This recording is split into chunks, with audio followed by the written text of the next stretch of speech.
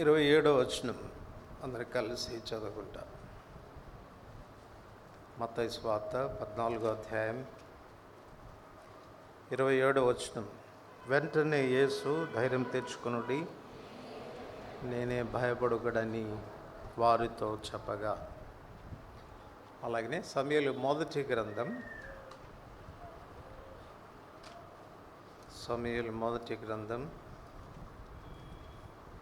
22వ అధ్యాయము 18 నుండి 23 వచనాలు మార్చి చదువుకుంటా. 18 నుండి 23 వచనాలు మార్చి చదువుకుంటా. రాజు దోయగుతో, నువ్వు ఈ యాజకుల మీద పడుమని చెప్పెను. అప్పుడు ఎదోమీయుడైన దోయగు యాజకుల మీద పడి ఏఫోదు ధరించుకున్న 85 ఆ దినమున హతం చేశాను.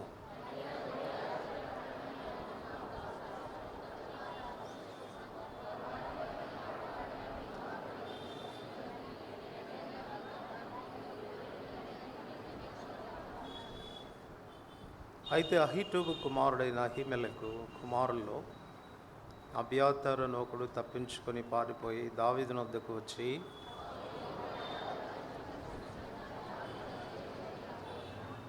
దావీదు ఆ దినమున ఎదోమీయుడైన దోయగు అక్కడ ఉన్నందున వాడు సౌలునకు నిశ్చయంగా సంగతి తెలుపునని నేను అనుకొంటిని. నీ తండ్రి ఇంటి వారందరికీ మరణం రప్పించుటకు నేను కారకుడునైతిని కదా.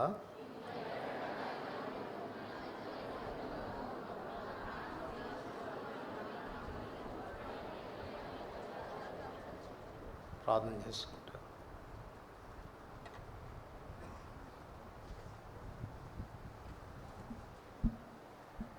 ప్రేమగల తండ్రి, యేసుప్రభువు వారి శ్రేష్టమైన నామమున మరొకసారి ఉదయకాలం మీ పాదములు చెంచేరి మీ నామమును ఘనపరిచే ఆధిక్యత ఇచ్చినందుకు వందనములు చెల్లిస్తూ ఉంటున్నాను. పాపముల చేత, అపరాధముల చేత చచ్చిన స్థితిలో ఉండి, నా అతిక్రమములను నేను దాచుకున్న స్థితిలో, నా పాపములను బట్టి బహు భారమును భరిస్తూ దుఃఖాన్ని అనుభవిస్తూ వస్తూ ఉంటుండగా మీరు నన్ను కనికరించినందుకు వందనాలు చెల్లిస్తూ ఉంటున్నాను. నాకు మీరు ఇస్తూ వచ్చిన విడుదలను బట్టి వందనాలు చెల్లిస్తూ ఉంటున్నాను. నా సారం వేసవలో ఎండినట్లు కాగా నిర్జీవమైన స్థితిలో ఉన్న నన్ను మీరు బ్రతికించి జీవం పోసి నాడలా మీరు చూపుతూ వచ్చిన కృపంతటిని బట్టి మిమ్మల్ని ఎంతో స్తుతిస్తూ ఉంటున్నాను.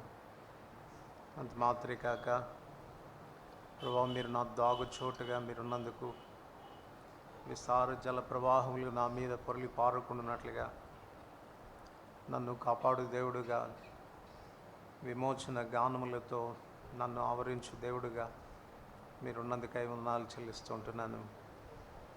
కేవలము బుద్ధి జ్ఞానం లేని గుర్రం వంటి వాడను, కంచరి గాడిద వంటి వాడినైనా నన్ను కరుణించి నా ఆలోచనకర్తగా మీరు నాకుంటానికి, నన్ను సరైన బాటను నడిపించడానికి, నా ఉపదేశకుడిగా మీరు ఉండటానికి మీరు ఇష్టపడినందుకై మిమ్మల్ని ఎంతో స్తుతిస్తూ ఉంటున్నాను.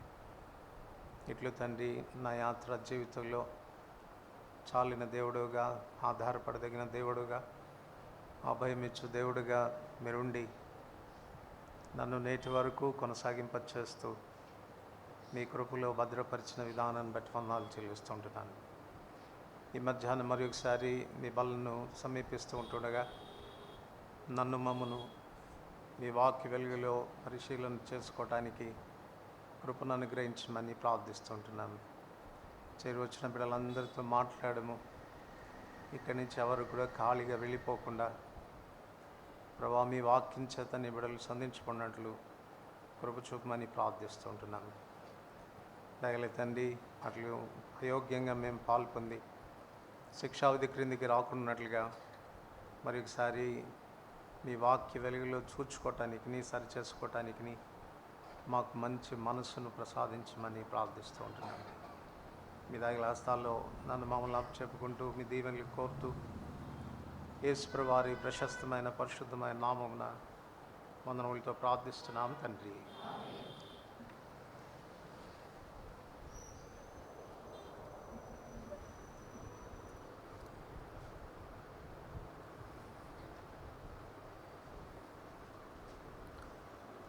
మనందరికీ కూడా కలిసి సమూయేలు మొదటి గ్రంథం 22వ అధ్యాయం 23వ వచనం అందరికి కలిసి చదువుకుంటాం. 23వ వచనం. నీవు భయపడక నా యొద్ద ఉండుము, నా యొద్ద నీవు భద్రంగా ఉండువు.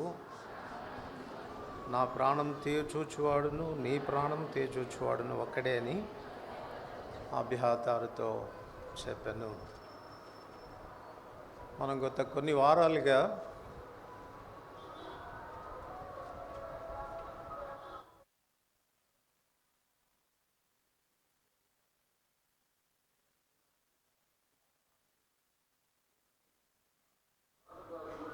మన ప్రభు మనకిచ్చినటువంటి అభయాన్ని గురించి ఆలోచిస్తూ ఉన్నాం. భయపడకము అని ప్రభు చెప్తూ వచ్చినటువంటి మాట. మన ప్రభువు అభయం ఇచ్చేటువంటి దేవుడు ఎటువంటి పరిస్థితుల్లో ఉన్న వారికైనా, ఏ స్థితిని బట్టి భయపడేటువంటి వారికైనా ఆయన ధైర్యం చెప్పగలడు. ఏదో ఊరికే మాటల ద్వారా ధైర్యం చెప్పడం కాదు, ఆ స్థితి నుంచి వారిని గట్టెంకించగలిగిన సమర్థుడైనటువంటి దేవుడు. అందుచేత ఆయన భయపడవద్దు అని చెప్తే మనం నిశ్చయంగా మాట యందు విశ్వాసం ఉంచి దాని మీద ఆధారపడటం ద్వారా కలిగేటువంటి ఆశీర్వాదాలని మన జీవితంలో రుచించవచ్చు. ఈ ఉదయకాలం ఆరాధన వర్తమానంలో కూడా మనం విన్నాం కదా, భయపడక మాట్లాడము అని అభయమించినటువంటి దేవుడు ఆ మాట మీద నమ్మిక ఉంచినప్పుడు దాని రిజల్ట్స్ని తన దాసుడు చూడగలిగినాడు.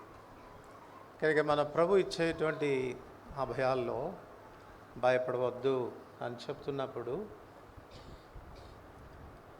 దాని మీద సంపూర్ణంగా మన విశ్వాసాన్ని ఉంచడం అనేది మనం నేర్చుకోవాలి. ఇక్కడ ఈ సందర్భం మనం గమనించినట్లయితే దావీదు సౌలు చేతుల నుండి తప్పించుకొని పారిపోతున్నటువంటి దినాలవి. తన దగ్గర ఏ ఆయుధం కూడా లేదు. తను మందిరానికి వచ్చాడు. అక్కడ ఉన్నటువంటి యాజకుని దగ్గర అడిగినప్పుడు ఏదైనా ఆయుధం నీ యొద్ద ఉన్నదా అని అడిగితే ఆయన చెప్పాడు, అయ్యా అది నాన్న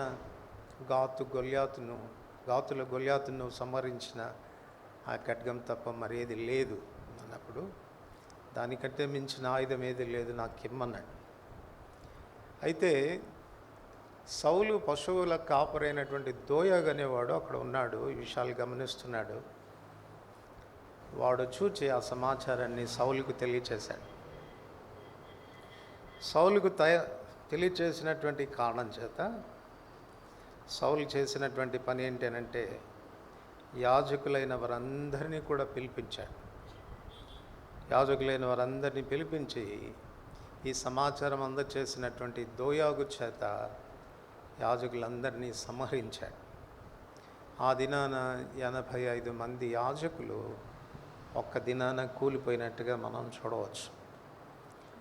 ఆ పరిస్థితుల్లో ఒక్క అబ్యాతారు మాత్రం తన పరిస్థితుల నుంచి మళ్ళీ ఎలా తప్పించుకున్నాడో మనకు తెలియదు.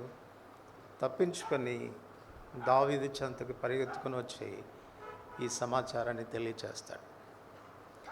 ఈ సమాచారాన్ని తెలియచేసినప్పుడు ఒకవైపు దావీదు జరిగిన ఉదంతాన్ని బట్టి దుఃఖపడుతూనే ఈ అబ్యాతారుకు తాను అభయం ఇస్తూ ఉన్నాడు. భయపడవద్దు, నువ్వు నాతో కూడా ఉండు. నిన్ను చంపచూచువాడు నన్ను చంపచూచువాడు ఒక్కడే. అయితే నీవు నాతో కూడా ఉంటే నీకే హాని కూడా రాదు, భయపడవద్దని అభయం ఇస్తూ ఉన్నాడు. ఇక్కడ కూడా మనము ఆలోచన చేస్తే పోయిన వారం మనం చూసినట్టుగా బోయాజు మన పరమ ప్రభు అయిన యేసుక్రీస్తు ప్రభువారికి సాదృశ్యంగా ఉన్నట్టుగా ఇక్కడ దావీదు పరమ దావీదైన యేసుక్రీస్తు ప్రభువారికే సూచనగా ఉన్నాడు. అబ్యాతారును మన వ్యక్తిగతమైన జీవితాలతో మనం పోల్చుకోవచ్చు. ఎందుచేతనంటే ఆ దినాన అబ్యాతారుకున్న భయం ఆ దినాన అభ్యాతరుకున్నటువంటి ఆందోళన ఈ దినం మన ఆందోళన కూడాను, మన భయం కూడాను. మనకంటూ ఒక శత్రువు ఉన్నాడు. మన రక్షకుడైన యేసుక్రీస్తు ప్రభువారికి మనకు కూడా వాడు కామన్ శత్రువు. ఆయనను చంపచూచిన వాడే ఈ దినాన మనల్ని కూడా చంపచూస్తూ ఉన్నాడు. కనుక వాడు కామన్ శత్రువు. సో ఆ శత్రువు ద్వారా మనకున్న భయం ఏంటంటే ప్రాణ భయం, చంపుతాడేమో అన్నటువంటి భయం. సో ఈ భయం ఉన్నటువంటి వారికి దావీదు అభయం ఇచ్చినట్లుగా, నిన్ను చంపచూచినవాడు, నన్ను చంపచూచినవాడు ఒక్కడే, కానీ భయపడవద్దు, నీవు నాతో కూడా ఉంటే నీకే హాని కూడా జరగదు. ఇది మనం నేర్చుకోదగినటువంటి పాఠంగా మనం చెప్పుకోవచ్చు. మన రక్షకుడైన యేసుక్రీస్తు ప్రభువారు, మనకు అభయం ఇస్తున్న యేసు ప్రభువారి యొక్క శత్రువు కూడా వాడే. మనకు తెలుసు యేసు ప్రభువారి యొక్క చరిత్ర. భూమి మీద యేసు ప్రభువారు బ్రతికినటువంటి దినాల్లో శత్రువు ఎన్ని విధాలుగా యేసుక్రీస్తు ప్రభువారిని చంపటానికి ప్రయత్నించాడనేది మనకు తెలుసు.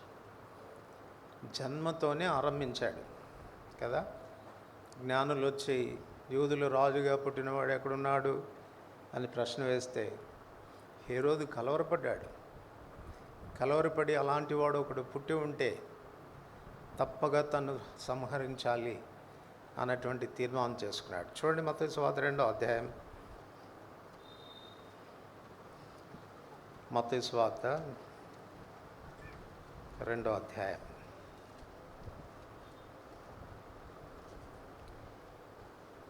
మత్తయి సువార్త 2వ అధ్యాయం 8వ వచనం అందరికి కలిసి చదువుతాం. మత్తయి సువార్త 2:8. మీరు వెళ్ళి ఆ శిశువు విషయమై జాగ్రత్తగా విచారించి తెలుసుకునగానే నేనును వచ్చి ఆయనను పూజించినట్లు నాకు వర్తమానం తెండని వారిని బెత్లెహేమునకు పంపెను. నేనును వచ్చి ఆయనను చంపునట్లు అని ఉండాల్సింది. ఏమంటున్నాడు చెప్పండి? ఇంటెన్షన్ ఏమో అది, బయటికి ఏమంటున్నాడు? నేనును వచ్చి ఆయనను పూజించినట్లు అంటున్నాడు. ఎట్లా చెప్పగలం ఈ మాటను అంటే, ఇప్పుడు 13వ వచనం చదువుతాం. 13వ వచనం. వారు వెళ్ళిన తర్వాత ఇదిగో ప్రభుదూత స్వప్నమందు యోసేపునకు ప్రత్యక్షమై హేరోదు ఆ శిశువును సంహరింపవలనని ఆయనను వెదకబోచున్నాడు. చాలు. ఇక్కడ మనకు అర్థమవుతుంది, పూజించడానికి కాదు వెతుకుతుండేది, ఆయనను సంహరించడానికి. 18వ వచనం,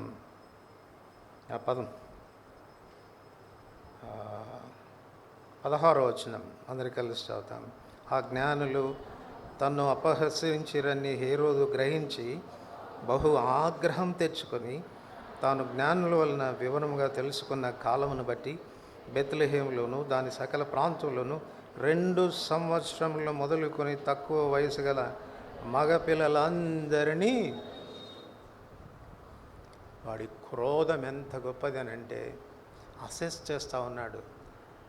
జ్ఞానులు వచ్చినటువంటి కాలాన్ని బట్టి తాను వంచబడినటువంటి కాలం వరకు ఆలోచన చేసి చూసుకుంటే ఆ పుట్టినటువంటి బిడ్డకు 2 సంవత్సరాల కంటే ఎక్కువగా ఉండవు. కానీ ఆలోచన చేసి 2 సంవత్సరాల వయసున్న పిల్లలందరినీ సంహరించండి. కారణం ఏంటి?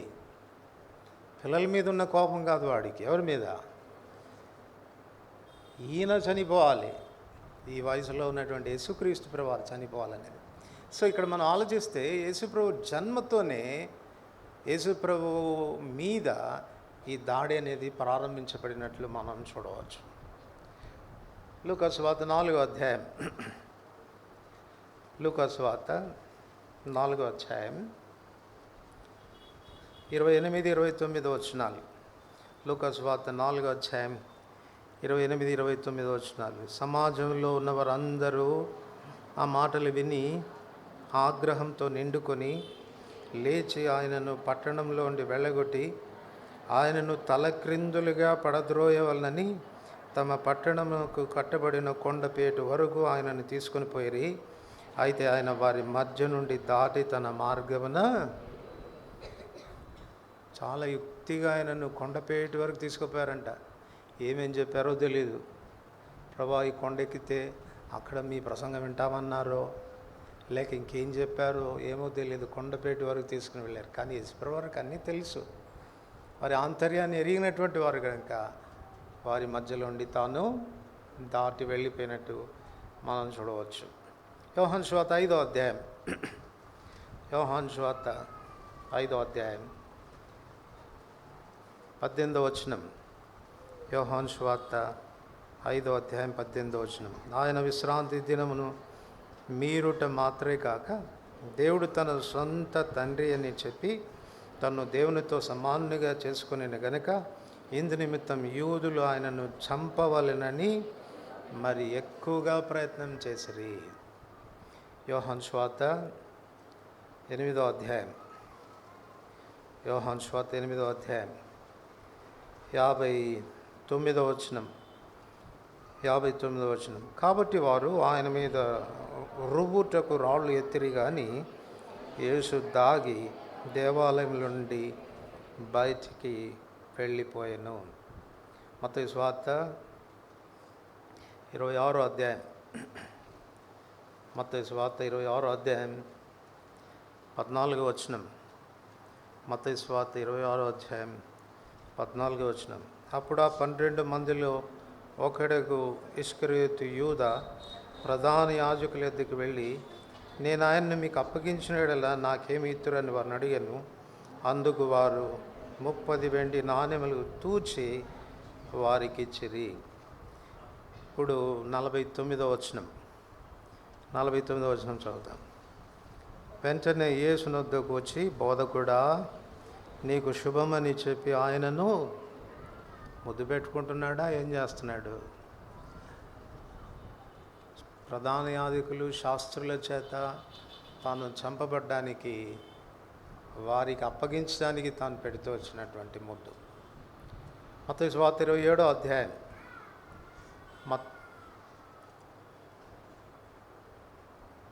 పిల్లలు అల్లరి చేయకుండా చూడాలా. మత్తయి సువార్త 27వ అధ్యాయం 34వ వచనం. మత్తయి సువార్త 27:34. చేదు కలిపిన ద్రాక్షారసమును ఆయనకి త్రాగనిచ్చిరి కానీ ఆయన దాన్ని చూచి త్రాగనొల్లకపోయాను. చేదు కలిపిన లేక విషం కలిపిన ద్రాక్షారసం ఆయనకి ఇచ్చారు. ఈ సందర్భం ఏది అనంటే, చివరికి ఆయన శిలువలో వేలాడుతూ ఉన్నాడు. భయంకరమైనటువంటి గాయాలు తన దేహమంతా, ఆ నొప్పి బాధ సహించలేని పరిస్థితులు. కొన్నిసార్లు ఇటువంటి బాధ వచ్చినప్పుడు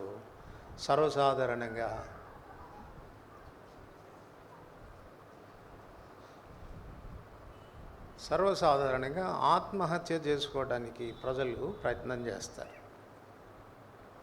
అలాంటి బాధను తట్టుకోలేక ఏ విషయం దాగో చచ్చిపోదాం అన్నటువంటి తలంపులు వస్తాయి. ఇప్పుడు యేసుప్రభు వారికి తాను ఎక్కడికో వెళ్ళి విషం తెచ్చుకోవాల్సిన అవసరం లేదు. ఆఫర్ చేశారు. ఏది? విషం ఆఫర్ చేశారు. ఒకవేళ త్రాగితే ఏమవుతాడు? చనిపోతాడు, బాధ లేకుండా పోతుంది. కానీ యేసుప్రభు వారు అలా చావకూడదు. యేసుప్రభు అలా చావు. సాతాను యొక్క పని అంతా ఏంటనంటే, ఆరంభం నుండి జన్మ నుండి 11th అవర్ వరకు కూడా యేసుప్రభు వారి సేవలో ఇంకా కొన్ని నిమిషాలకు చనిపోతాడు అన్నంత వరకు కూడా వాడు ప్రయత్నం చేశాడు ఆయన్ని చంపడానికి. వాడు యేసుప్రభుని చంపాలి అని అనుకోవటంలో ఉన్న ఉద్దేశం ఏంటి చెప్పండి? యేసుప్రభుని వాడు చంపాలి అని అనుకోవటంలో ఉన్న ఉద్దేశం ఏంటి అనంటే, యేసుప్రభు విషయంలో దేవుని యొక్క ఉద్దేశం అనేది నెరవేర్చబడకూడదు. మానవాళి కొరకు పాప పరిహారార్థమైన బలిగా తాను చేయబడాలి. పాప పరిహారార్థమైన బలిగా చేయబడ్డానికి తాను చావాల్సిందే. కానీ ఇలా చావకూడదు. శత్రువు చేత శోధించబడి చావకూడదు. పాపంలో చిక్కుబడి చావకూడదు. మన ప్రభు విజయశాలి, ఆ రీతిగా శత్రువు చేత చావలేదు. అందుకే తాను ధైర్యంగా చెప్తాడు. ఏమంటాడు చెప్పండి? ఆయన పట్టుకోవటానికి వచ్చినప్పుడు కూడా ఆయన ఏమంటాడు చెప్పండి? తను అప్పగించుకొని, ఆయన మీ సమాజ మందిరాల్లో ఎన్నిసార్లు బోధించలేదయ్యా నేను? మీ ముందే బోధించాను కదా, మీ వీధుల్లోనే తిరిగాను కదా, అప్పుడు ఎందుకు పట్టుకోలేదు మీరు నన్ను అని చెప్పి ఒక మాట అంటాడు. అయినా నా గడి ఇంకా రాలేదు కాబట్టి మీరు పట్టుకోలేదు. కానీ ఇక్కడ మనం నేర్చుకోవాల్సినటువంటి పాఠం ఏంటంటే, శత్రువు మన రక్షకుడైనా లేక మన ప్రభు అయిన యేసుక్రీస్తు ప్రభువారిని చంపటానికి ప్రయత్నం చేశాడు, కానీ వాడు చంపలేకపోయాడు.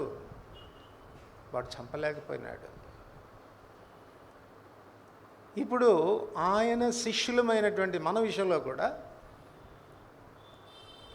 శత్రువు అదే పని చేస్తాడు. చంపుట అనంటే ఒక మాటలో చెప్పుకోవాలంటే, మన విషయంలో దేవుని ఉద్దేశం అనేది నెరవేర్చబడకుండా ఆటంకపరచుట అని చెప్పచ్చు. దేవుడు నిన్ను కలగచేశాడు, దేవుడు నిన్ను తిరిగి రక్షించాడు. నిన్ను రక్షించటంలో ఆయనకంటూ ఒక పర్పస్ ఉంది, ఆయనకంటూ ఒక ఉద్దేశం ఉంది. ఆ పర్పస్ కన్నా నీ జీవితంలో నెరవేర్చబడకపోతే నీ జీవితమే వ్యర్థం.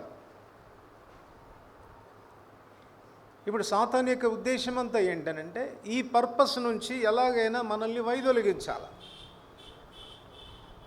అట్లా ఒకవేళ వాడు వైదొలిగించగలిగితే ఆత్మీయంగా మనల్ని చంపినట్లే, మనం చచ్చిన వారితో సమానమే. ఆ దినాన యేసుక్రీస్తు ప్రభువారిని తండ్రి అయిన దేవుడు భూమి మీదకి పంపినటువంటి ఉద్దేశాన్ని నెరవేర్చబడకుండా ఉండునట్లు శతవిధాల టైం టు టైం కాని విధానాల్లో యేసు ప్రభును చంపడానికి వాడు ప్రయత్నం చేసి విఫలమయ్యాడు. మనల్ని కూడా వాడు వదిలిపెట్టాడు. మన మీద కూడా అదే దాడి జరుగుతూనే ఉంటుంది, ఎల్లప్పుడూ అదే దాడి జరుగుతూ ఉంటుంది. ఇక్కడ మనం చదువుకున్నటువంటి భాగంలో విచారకరమైన సంగతి ఏంటంటే, అప్పటికే 85 మంది యాజకులు చచ్చిపోయారు, వాని బారిన పడ్డారు. వాడు చంపగలిగాడు వారిని. తప్పించుకొని వచ్చింది ఎవరండి? ఎంతమంది? ఒక్కడు. ఇది మనకు భయాన్ని గొల్పించేటువంటి విషయం. ఇది నాన్న కూడా సాతాను ఈ రీతిగానే చేస్తూ ఉన్నాడు.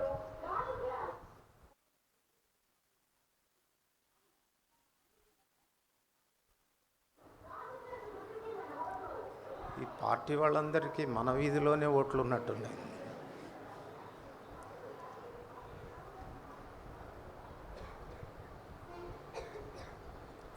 ఎనభై 85 మందిని వాడు చంపగలిగాడు. అప్పటికే కేవలం ఒక్కడ మాత్రం తప్పించుకొని వచ్చాడు, అబ్యాతారు మాత్రమే తప్పించుకొని వచ్చాడు. ఇది నాలో కూడా మనం ఆత్మీయంగా మన జీవితాలను ఆలోచన చేసి చూస్తే, దేవుని యొక్క ఉద్దేశాల నుండి ప్రజల్ని వైదొలిగించినటువంటి వారి సంఖ్య మనం చూసుకుంటే ఇదేనా కూడా చాలామంది కనబడుతున్నారు. ఏ అనుమానం లేదు, వాళ్ళు విశ్వాసులే. ఏ అనుమానం లేదు, వాళ్ళు యాజకులే, ప్రభు చేత ఆయన ఏర్పాట్లోనికి వచ్చినటువంటి బిడ్డలే. కానీ విచారకరమైన సంగతి ఏంటంటే, వారి విషయంలో దేవుని ఉద్దేశం ఏంటో వాళ్ళకి తెలియదు. కొన్నిసార్లు వారి విషయంలో దేవుని ఉద్దేశం వారు ఎరిగినా ఇప్పటికే వారు దాని నుండి తొలగిపోయారు. ఆ విషయంలో వాడు సక్సీడ్ అయ్యాడు. కానీ ఒక్క అబ్యాతారు మాత్రం తప్పించుకొని రాగలిగాడు. ఇప్పుడు అబ్యాతారుకు ఈ దావీదు ఇస్తున్నటువంటి సలహా ఏంటంటే, నేనెందుకు చావలేదు నీకు తెలుసా ఒక విషయం. రెండవది, నీవు నాతో కూడా ఉంటే ఎందుకు చావవో అది కూడా తెలుసుకోవాలి. నేను ఎందుకు చావలేదు తెలుసా? చదవండి సమూయేలు మొదటి గ్రంథం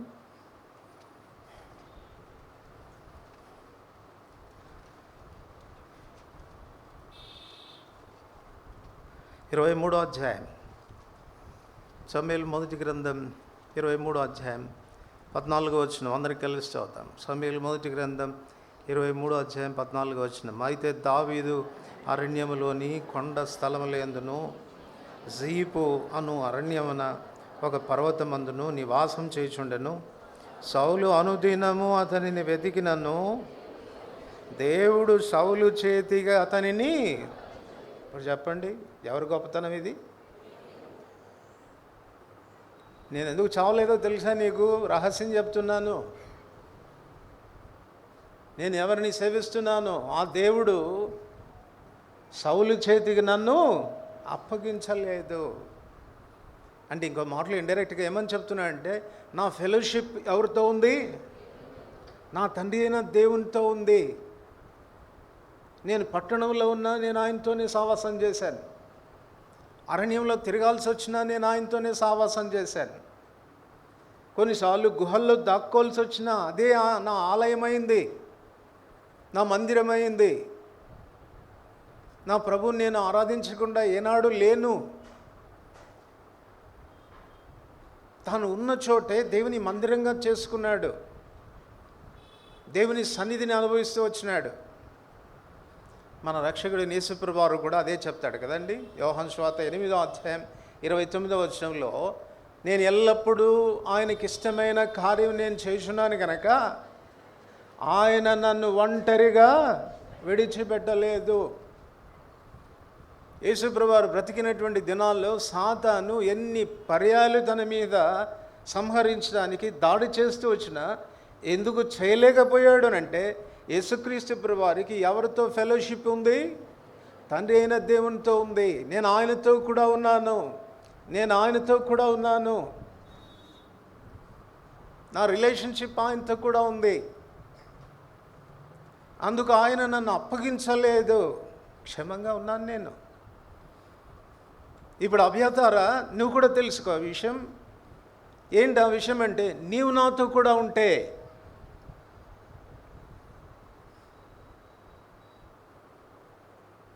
నీకు క్షేమం. నేను ఎవడు కూడా చంపలేడు.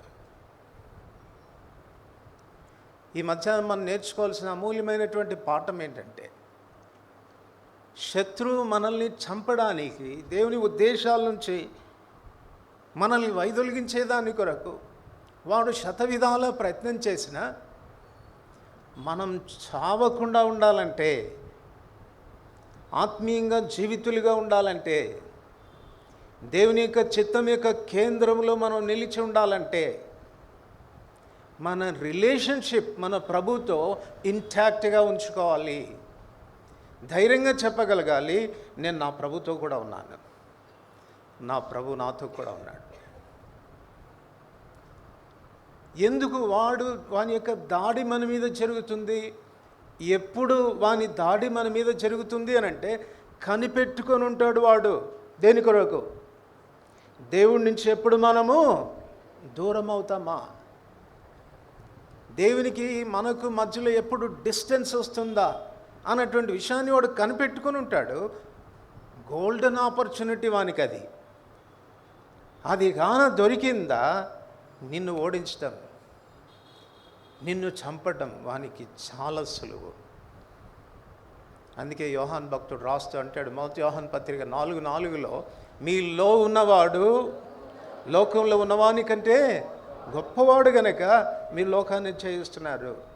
వాడు ఎందుకు ఈ దినాన్ని మిమ్మల్ని తాకలేకపోతున్నాడు, ఎందుకు ముట్టుకోలేకపోతున్నాడు అనంటే, మన గొప్పతనం కాదు, మనలో ఉన్నవాని గొప్పతనం, మనతో ఉన్నవాని గొప్పతనం. కానీ ఈ దినాన్ని మనం నిశ్చయపరచుకోవాల్సిన విషయం ఏంటంటే, ఎవరితో ఉన్నావు నువ్వు? యథార్థంగా చెప్పగలవా? దేవుని సన్నిధి నాతో కూడా ఉంది, నా ప్రభు నాతో కూడా ఉన్నాడు, నేను ఆయన సన్నిధిలో ఉన్నాను, ఆయనతో కూడా ఉన్నాను, ఆయనకు నాకు మధ్యలో ఫెలోషిప్లో ఏమీ ఆటంకం రాలేదు, నేను ఆయనకి ఎడం కాలేదు అని చెప్పగలవా? అలాగైతే నీకు భయం లేదు. యేసుప్రభువు ఆ సత్యం ఎరిగాడు కనుకనే తండ్రితో తనకున్న సంబంధం ద్వారానే తన భద్రత, తండ్రితో తనకు కలిగి ఉండే సంబంధం ద్వారానే శత్రువు యొక్క దాడి నుండి తాను తప్పించుకుంటానని, తండ్రితో తనకుండే సంబంధం ద్వారానే మరణం నుండి తప్పించుకుంటానన్న సంగతి తాను తెలుసు కనుక తన తండ్రితో తన రిలేషన్షిప్ని ఇంటాక్ట్గా ఉంచుకున్నాడు. హెబ్రీ 5వ అధ్యాయం 7వ వచనం అదే మనకు బయలుపరుస్తుంది. శరీరధారి అయిన దినాల్లో మహారోదనంతోనూ కన్నీళ్లతోనూ తన్ను మరణం నుండి రక్షింపగలవానికి ప్రార్థనలు యాచనలు సమర్పించి భయభక్తులు కలిగి ఉన్నందున ఆయన అంగీకరించబడ్డాడు. ఏ మరణం నుండి? శారీరకమైన మరణం కొరకు ఆయన ఏం భయపడలేదు. ఆయన భయపడింది ఏంటంటే, నా తండ్రి నేను శిలువ మరణం పొందాలి, మానవాళి కొరకు నేను త్యాగంగా చేయబడాలి, మానవాళి విమోచనార్థమై నేను రక్తాన్ని చిందించాలి, నిర్దోషమైన వ్యక్తిగా శిలువను నేను ఎక్కాలి అన్నది నా తండ్రి నా విషయంలో చేసిన నిర్ణయం. అలాగా కాకుండా వేరే ఏ విధానంలో మరణం వచ్చినా తాను ఫెయిల్ అయిపోయినట్లే. అందుచేతనే తన్ను మరణము నుండి రక్షింపగలవానికి, శిలువ మరణం ద్వారా కాక వేరే ఏ ఇతరైన మరణాలు తనకు రాకుండా ఉండినట్లే భయం కలిగి ఉండినాడు, భక్తి కలిగి ఉండినాడు, ప్రార్థన చేస్తూ వచ్చాడు, తండ్రితో సంబంధం కలిగి ఉంటూ వచ్చినాడు. ఈ మధ్యాహ్నం దావీదు కూడా అబ్యాతారుకు చెప్తున్న రహస్యం అదే. దావీదా, నిన్ను చంపాలనుకుంటున్నవాడు, నన్ను చంపాలనుకుంటున్నవాడు ఒకడే, కానీ వాడు నన్ను చంపలేడు. నీవు ఒకవేళ నాతో కూడా ఉంటే నిన్ను కూడా వాడు చంపలేడు. ఇది మనం గుర్తించాల్సినటువంటి విషయం. సో దీన్ని బట్టి మనకు అర్థమయ్యే విషయం ఏంటంటే, మన ప్రభు యొక్క శత్రువే మన శత్రువు కూడా. మన ప్రభువును చంపాలని కోరుతున్నటువంటి వాడే మనల్ని కూడా చంపాలని కోరుతున్నటువంటి వాడు. ఈ విషయంలో నువ్వు గమనం లేకపోతే, గమనం కలిగి ఉండకపోతే ఆత్మీయమైనటువంటి చావు నీకు లభ్యమయ్యే ఆస్కారం అనేది ఉంది. మెజారిటీ ఆఫ్ ద పీపుల్, అధిక సంఖ్యాకులు వాడి బారిన ఇప్పుడే పడ్డారు. కేవలం శేషం మాత్రమే, కొద్దిమంది మాత్రమే ఈ గమనం కలిగి ఉండి ఆ మరణావస్థ నుండి తప్పించుకుంటా ఉన్నారు. ఈ మధ్యాహ్నం వాడు ఎలా మనల్ని చంపుతాడు అన్నదానికి కొన్ని విషయాలు నేను మీకు చెప్పాలని కోరుతున్నాను. ఆ విషయాల్లో నువ్వు జాగ్రత్త పడకపోతే తప్పక ఆత్మీయమైనటువంటి మరణం నీకు వచ్చేటువంటి ఆస్కారం ఉంది. సార్దీసులో ఉన్న సంఘపు దూతకి ఎలాగూ రాయము, నీ క్రియల్ని నెరుగుదును, నీ సహనం నేను నెరుగుదును, నీవు జీవించుచున్నావన్నా పేరు మాత్రం ఉన్నది కానీ మృతుడవే. పేరుకు మాత్రమే క్రైస్తవులు, పేరుకు మాత్రమే విశ్వాసులు, జీవం లేనటువంటి వాడు, చచ్చిన వాళ్ళతో సమానమైన స్థితిలో ఉన్నవారు. ఈ మధ్యాహ్నం సవాలుగా తీసుకుందాం. నీకు అభయం ఇచ్చే దేవుడు ఒకడు ఉండగా, నిన్ను కాపాడుతానని అభయం ఇచ్చే దేవుడు ఒకడు ఉండగా, నిన్ను ఎవడు తాకకుండా నేను చూసుకుంటాను అని చెప్పే దేవుడు నీకు ఉండగా, నువ్వు మరణం కావు అని నీకు అభయం ఇస్తున్నటువంటి దేవుడు నీకు ఉంటుండగా, ఎందుకు నువ్వు ఆయన ఆశ్రయించకూడదు? ఎందుకు ఆయన మాట వినవు? కొన్ని విషయాలు మనం చూద్దాం. ఈ శత్రువు మన మీద దాడి చేసేటప్పుడు వాడు చాలా రకాలైనటువంటి ఆయుధాలు వినియోగిస్తాడు. వాడికున్న ఆయుధంలో ఒక శ్రేష్టమైన ఆయుధం ఏంటి అనంటే మన శరీరమే. మన శరీరమే. ఒకవేళ మనం శరీర సంబంధులమైతే, శరీరాన్ని అనుసరించి నడుచుకుంటే నిశ్చయంగా వాడు మనల్ని ఓడించడం అనేది చాలా సులభమవుతుంది. మనల్ని చంపడం కూడా చాలా సులభమవుతుంది. యోహాను సువార్త 11వ అధ్యాయం. యోహాను సువార్త 11వ అధ్యాయం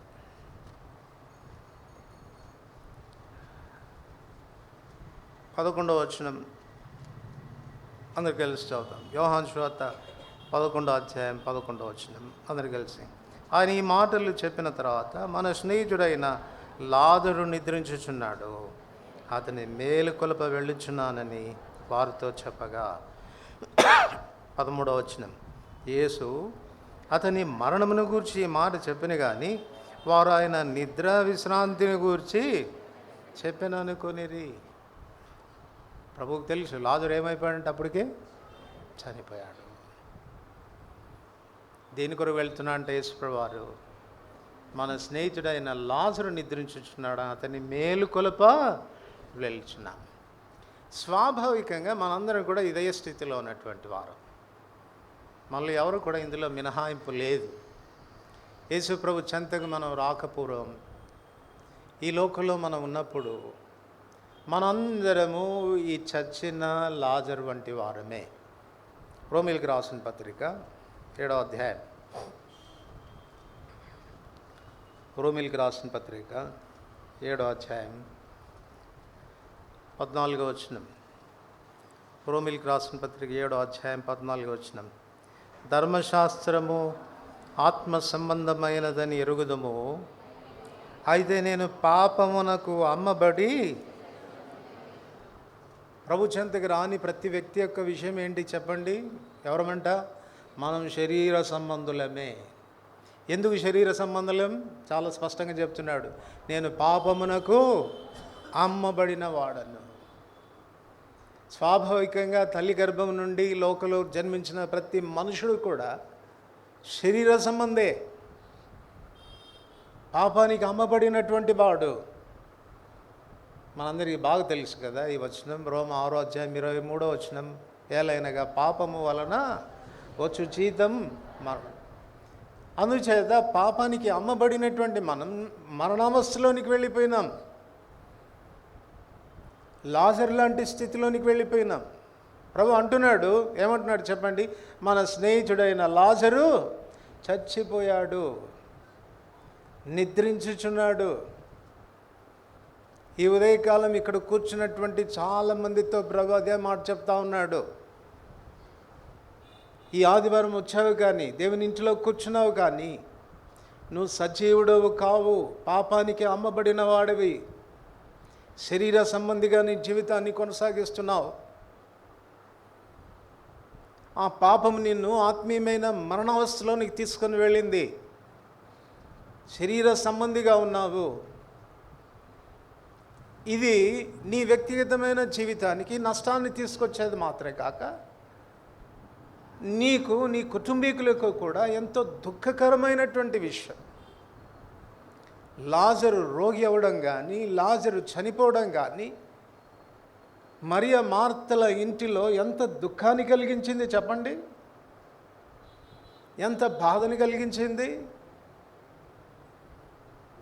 వారిని ఎవరు కూడా ఆదరించలేకపోయారు, ఎవరు ధైర్యం చెప్పలేకపోయారు. వాళ్ళు ఎంత దుఃఖపడ్డారు అని అంటే, యేసుప్రభు వారు వారిని చూసి చలించిపోయాడు, వారి దుఃఖాన్ని చూసి. గుర్తుపెట్టుకో, పాపానికి అమ్మబడి శరీర సంబంధిగా ఒకవేళ నువ్వు జీవిస్తూ ఉంటే దేవుని దృష్టికి నీవు చచ్చిన వాడితో సమానం. ఎఫెసీ 2వ అధ్యాయం 1వ వచనం ప్రకారంగా మీరు మీ అపరాధముల చేతను పాపముల చేతను చచ్చిన వారు. నీ వలన నీకు ప్రయోజనం లేదు, నీ వలన నీ కుటుంబీకులకు ప్రయోజనం లేదు. వారికి నిన్ను బట్టి సంతోషం ఉండదు, వారికి నిన్ను బట్టి ఏమాత్రం ఆనందం ఉండదు, ఇంటిలో సమాధానం ఉండదు. నిన్ను బట్టి ఏడుపే, బాధే, వేదనే, ఆదరణ లేనటువంటి స్థితి ఉంటుంది వారికి. ఎంతమంది తల్లిదండ్రులు ఈ దినాన ఏడుస్తున్నారు తమ పిల్లల విషయాల్లో? ఎంతమంది తల్లిదండ్రులు తమ పిల్లల విషయాల్లో ఈ దినాన వేదన కలిగి ఉన్నారు, సమాధానం లేని స్థితిలో ఉన్నారు. అన్నీ ఉన్నాయి, ఐశ్వర్యం ఉంది, సంపద ఉంది, కడుపు నిండా తింటా ఉన్నారు, కావలసింది కట్టుకోగలుగుతున్నారు, అనుభవించాలని కోరాలని సుఖాలన్నీ అనుభవిస్తూ ఉన్నారు, కానీ నెమ్మది లేదు. దీనికి కారణం నీవే, నీ చావే, నీ మృతమైన స్థితే. నీ శరీర సంబంధమైనటువంటి స్థితే. యేసు ప్రభువును చంపాలని కోరినవాడు నిన్ను ఆల్రెడీ చంపేశాడు. మృతావస్థలోనికి వెళ్ళిపోయావు. అయితే ఆ రక్షకుడైన యేసుక్రీస్తు ప్రభువారి యొక్క ప్రేమ నీ విషయంలో మారలేదు. మన స్నేహితుడైన లాజరు నిద్రించుచున్నాడు, వానిని మేల్కొల్ప వెళ్ళుదాము. మృతావస్థలో పడి ఉన్నటువంటి మన జీవితాలని చూసినటువంటి రక్షకుడైన ఆ ప్రభు మేల్కొల్పడానికి అక్కడి నుంచి ఇక్కడికి దిగి వచ్చాడు. నిన్ను బ్రతికించాలనేది ఆయన ఆశ. శత్రు బారిన పడి మరణావస్థలోనికి వెళ్ళిపోయి దుఃఖానికి, బాధకు, నిరాధారణకు కారణమైనటువంటి నీ జీవితాన్ని బాగు చేయాలని ఆశపడ్డాడు. అందుకే ఆయన దిగి వచ్చాడు ఈ లోకానికి. నిరీక్షణకు ఆధారం లేదు. అప్పటికే శవం 4 దినాలు కుళ్ళిపోయి ఉంది. సొంత కుటుంబీకులు కూడా నమ్మలేని పరిస్థితి. బాగుపడతాడంటే మార్తతో అంటాడు, అమ్మా నువ్వు నమ్మిన ఎడల దేవుని మహిమను చూస్తావనంటే, చూస్తానయ్యా, తప్పకుండా చూస్తాను. ఎప్పుడు? నువ్వు మళ్ళా తిరిగి వస్తావుగా. పునరుత్థాన దినమందు అందరినీ నువ్వు లేపినప్పుడు అప్పుడు చూస్తానులే. కానీ ఇప్పటికైతే నా తమ్ముడు లేడు కదా, భౌతికంగా తన తమ్ముడు బ్రతుకుతాడు అన్నటువంటి నిరీక్షణ తనకు లేదు. చివరికి సమాధి దగ్గరికి తీసుకుని వెళ్ళి రాయిని పొర్లించమన్నప్పుడు కూడా వద్దు అని అడ్డుపడ్డారు. కారణం దుర్గంధమే కానీ ఇంకా ఏమీ జరగదు అన్నటువంటి ఆలోచన వారికి. నిరీక్షణకు ఆధారం లేని పరిస్థితుల్లో కుళ్ళిపోయిన లాజరు శవాన్ని బ్రతికించాడు. లాజరు బయటికి రా అని పిలవగానే ఆ పిలుపుకు లాజరు స్పందించాడు. ఆ దేవుని కుమారుని శబ్దాన్ని విన్నాడు. స్పందించిన కారణం చేత తనలోనికి జీవం వచ్చింది. కుళ్ళిపోయిన శవం బాగుపడింది. తిరిగి బయటకు వచ్చాడు. యోహాను సువార్త 5వ అధ్యాయం.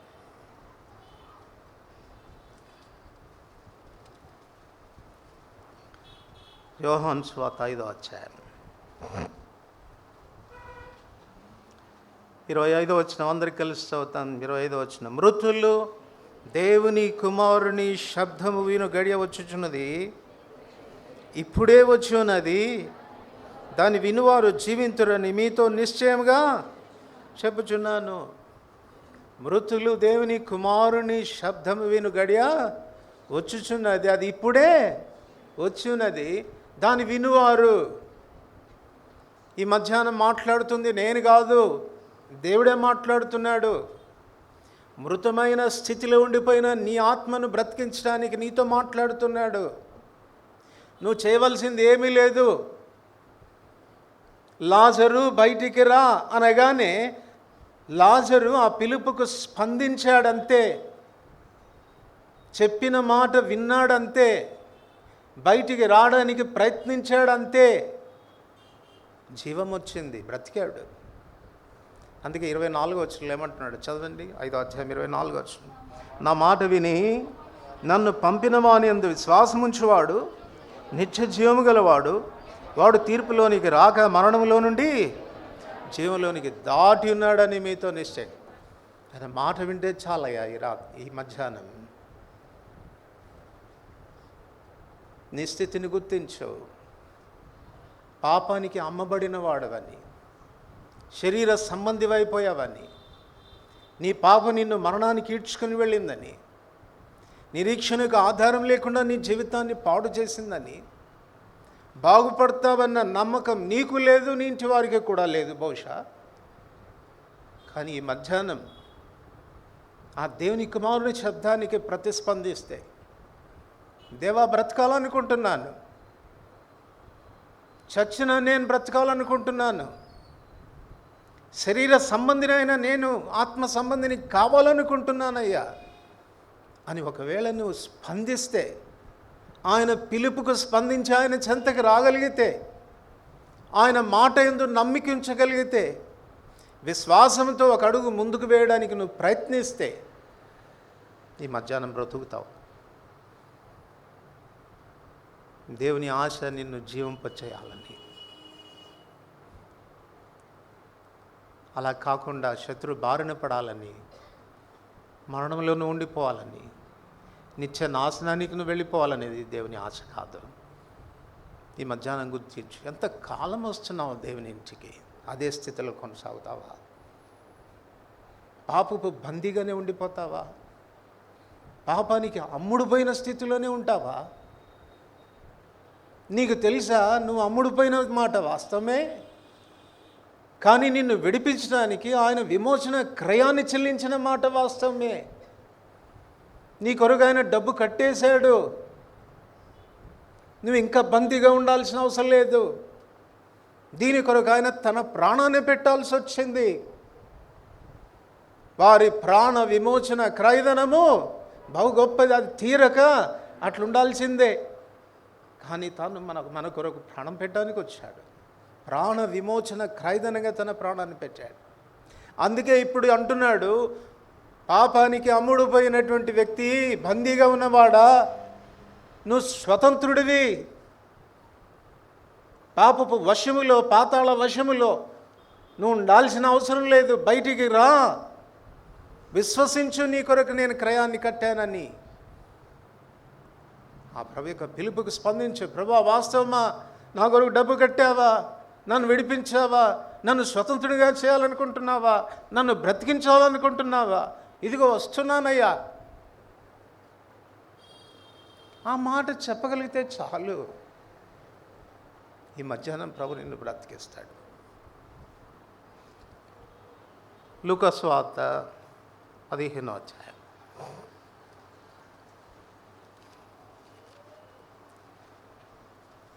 లూకా సువార్త 15వ అధ్యాయం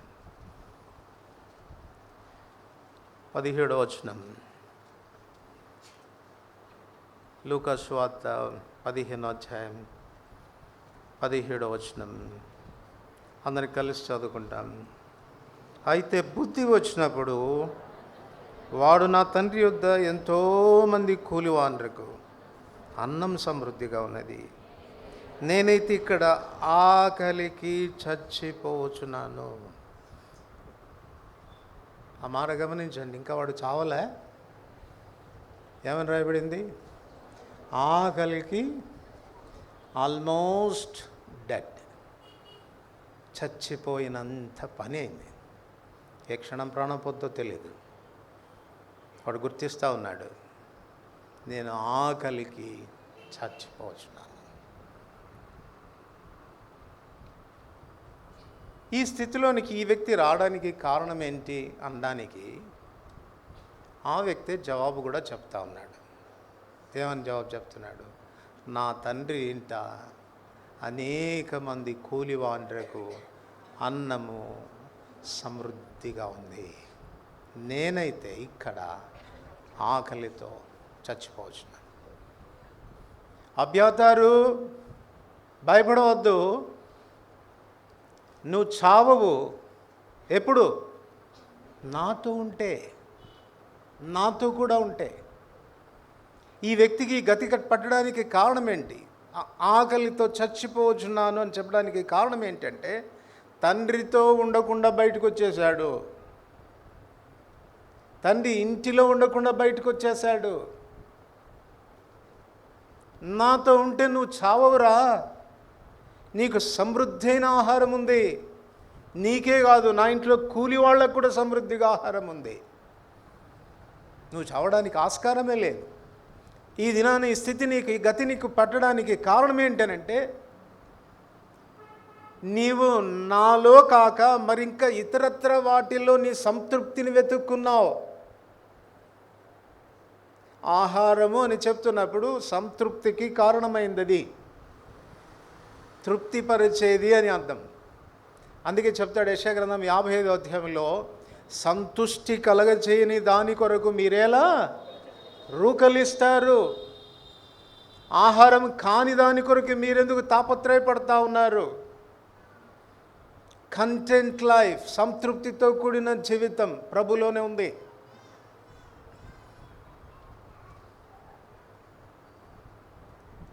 వీడు అనుకున్నాడు,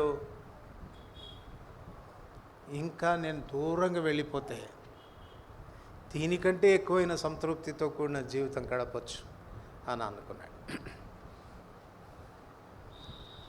మనం ఒక విషయం గమనించాలి. శరీర సంబంధులమైనటువంటి మనం, పాపానికి అమ్ముబడినటువంటి మనం, తద్వారా మరణావస్థలోనికి వెళ్ళిపోయి ప్రభు చేత బ్రతికించబడిన తర్వాత కూడా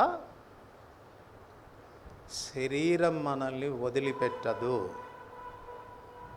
శరీరం మనల్ని వదిలిపెట్టదు. శరీరం ఇంకా మనలోనే ఉంది. చాలామందికి తప్పిపోవడానికి కారణం ఏంటంటే, రక్షించబడగానే నేను దేవదూతను అయిపోయాను అనుకుంటాం, ఇంకా నేను పాపమే చెయ్యను అని అనుకుంటాం. గుర్తుపెట్టుకోవాల్సినటువంటి విషయం ఏంటంటే, పాపము మనలో ఏమో ఉంటుంది, శరీరం మనలో నిలిచి ఉంటుంది.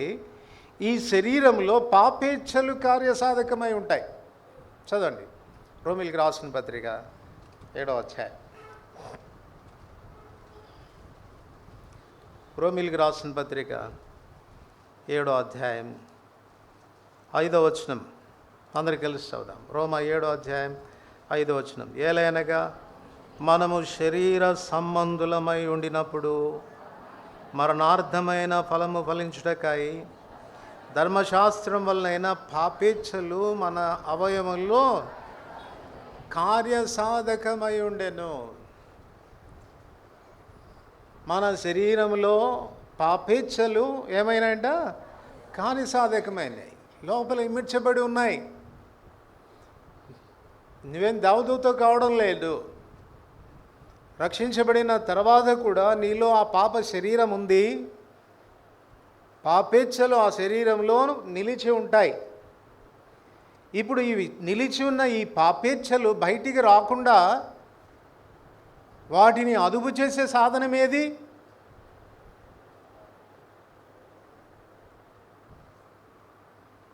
శరీరం యొక్క కోరికలను తృప్తిపరచుకోవడానికి నువ్వు చేసే ప్రయత్నానికి అడ్డు పెట్టేది ఏది? నీ పాపేచ్ఛలు, నీ కోరికలను తీర్చుకోకుండా నిన్ను ఆటంకపరిచేది ఏది? అదే జీవాహారం. జీవాహారం సమృద్ధిగా తింటే వేరే దాని కొరకైనా ఆశలు మనకు రావు కదా. చాలామంది చాలామంది తండ్రులు తమ పిల్లల విషయాల్లో కంప్లైంట్ చేస్తూ ఉంటారు. మా పిల్లలు సరిగా భోజనం చేయట్లేదండి, ఎంత భోజనం మంచి పోషకాహారం వండి పెట్టినా తింటలేదండి. వాళ్ళని కొంచెం పిల్లల్ని ఇంటర్వ్యూ చేస్తే, ఎందుకురా నువ్వు తింటలేదని అంటే అర్థమైపోద్ది మనకు. ఎందుకు తింటలేదని అంటే, వాడు ఏ కురుకురో పనికి మాలినవో అన్నీ తినేసి ఉంటాడు వాడు. ఇప్పుడు ఆ కురుకురు కొరకు, ఇతరత్ర వాటి కొరకు ఆశలు వానిలో రగలకుండా ఉండాలంటే ముందేం చేయాలి? కడుపు నిండా నువ్వు తిండి పెట్టాలి. టయానికి వండవు, వాడికి ఆకలినప్పుడు సరిగా టయానికి పెట్టవు. పాపం ఏం చేస్తుంది మరి? ఆ శరీరం దానిలో ఉన్న లక్షణం అంతేది, దానిలో ఉన్నటువంటి గుణం, దాంట్లో తప్పేం లేదు. ఆ ఇచ్చ రగులుతుంటుంది, లోపల మంట రగులుతుంటుంది. సరి అయింది పెడితే సాటిస్ఫై అవుతుంది. ఇది పెట్టకుండా చెత్త పెట్టినా సాటిస్ఫై అవుతుంది. చాలా పర్యాలు మనలో ఉన్న పాపేచ్ఛలు మరలా రగులుకోవడానికి కారణం ఏంటి అనంటే, జీవాహారమైనటువంటి ప్రభువును సమృద్ధిగా అనుభవించకపోవటం, కడుపు నిండా తినకపోవటం. మామూలుగా చెప్తారు కదా, సమృద్ధిగా ఉన్నప్పుడు మనకు దాని విలువ తెలియదు. వాళ్ళ నాన్న ఇంట్లో వాడికే కాదు, వాడు కూలి వాళ్ళకు కూడా ఎంత ఉంది, సమృద్ధిగా ఆహారం ఉంది. వీడికి దాని విలువ ఎప్పుడు తెలిసిందండి? ఎప్పుడు తెలిసింది? ఇంట్లో ఉన్నప్పుడు తెలియలే. ఎప్పుడు తెలిసింది? ఆ పందులు పొట్టు తినాల్సి వచ్చినాడు, అది కూడా ఇలేదంటే ఎవరు. అప్పుడు అర్థమైంది వాడికి, బుద్ధి వచ్చినప్పుడు. ఇది నా సమృద్ధిగా దేవుని వాక్యం దొరుకుతున్న కాలంలో ఎంత కూర్చుకుంటున్నావు నువ్వు? దేవుని వాక్యం చేత ఎంత తృప్తి పొందుతున్నావు? ఎంత సమృద్ధిని అనుభవిస్తున్నావు? ఇతరత్ర పాపేచ్ఛలు నీలో కార్యసాధకం అవుతున్నాయి. వేరే వాటి మీద నీ మనసు డైవర్ట్ అవుతుంది. దాన్ని అనుభవించాలన్న కోరిక నీలో ఎక్కువ అవుతుంది అని అంటే అర్థం ఏంటనంటే, దీన్ని సరిగా తినడం లేదు అని అర్థం. దీన్నే బ్యాక్ స్లైడ్ అని మనం చెప్పవచ్చు. రక్షించబడిన తర్వాత మన మీద ఉన్నటువంటి గురుతర బాధ్యత ఏంటనంటే, జీవాహారం చేత పోషించబడాలి.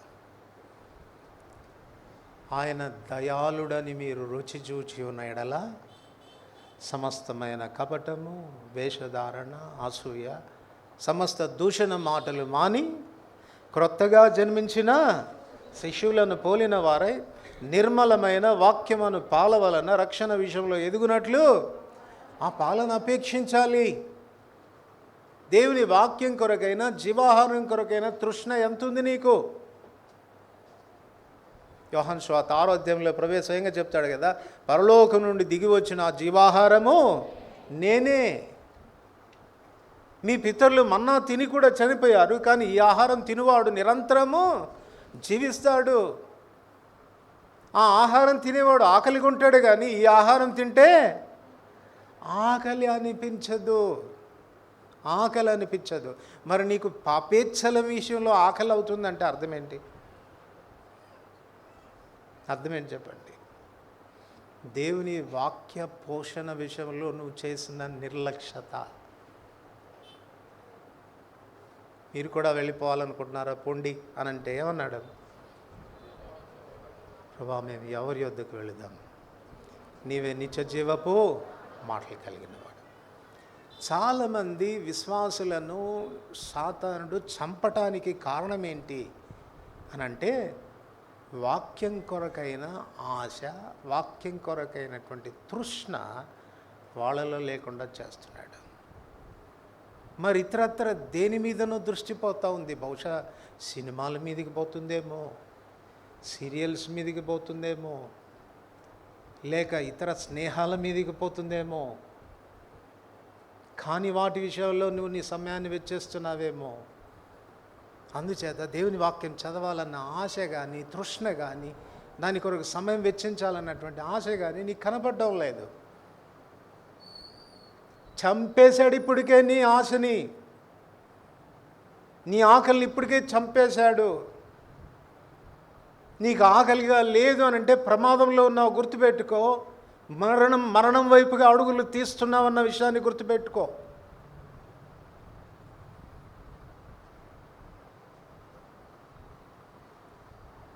సరి అయిన ఆహారం అనేది తీసుకోకుండా ఎంతకాలం నువ్వు బ్రతకగలవు?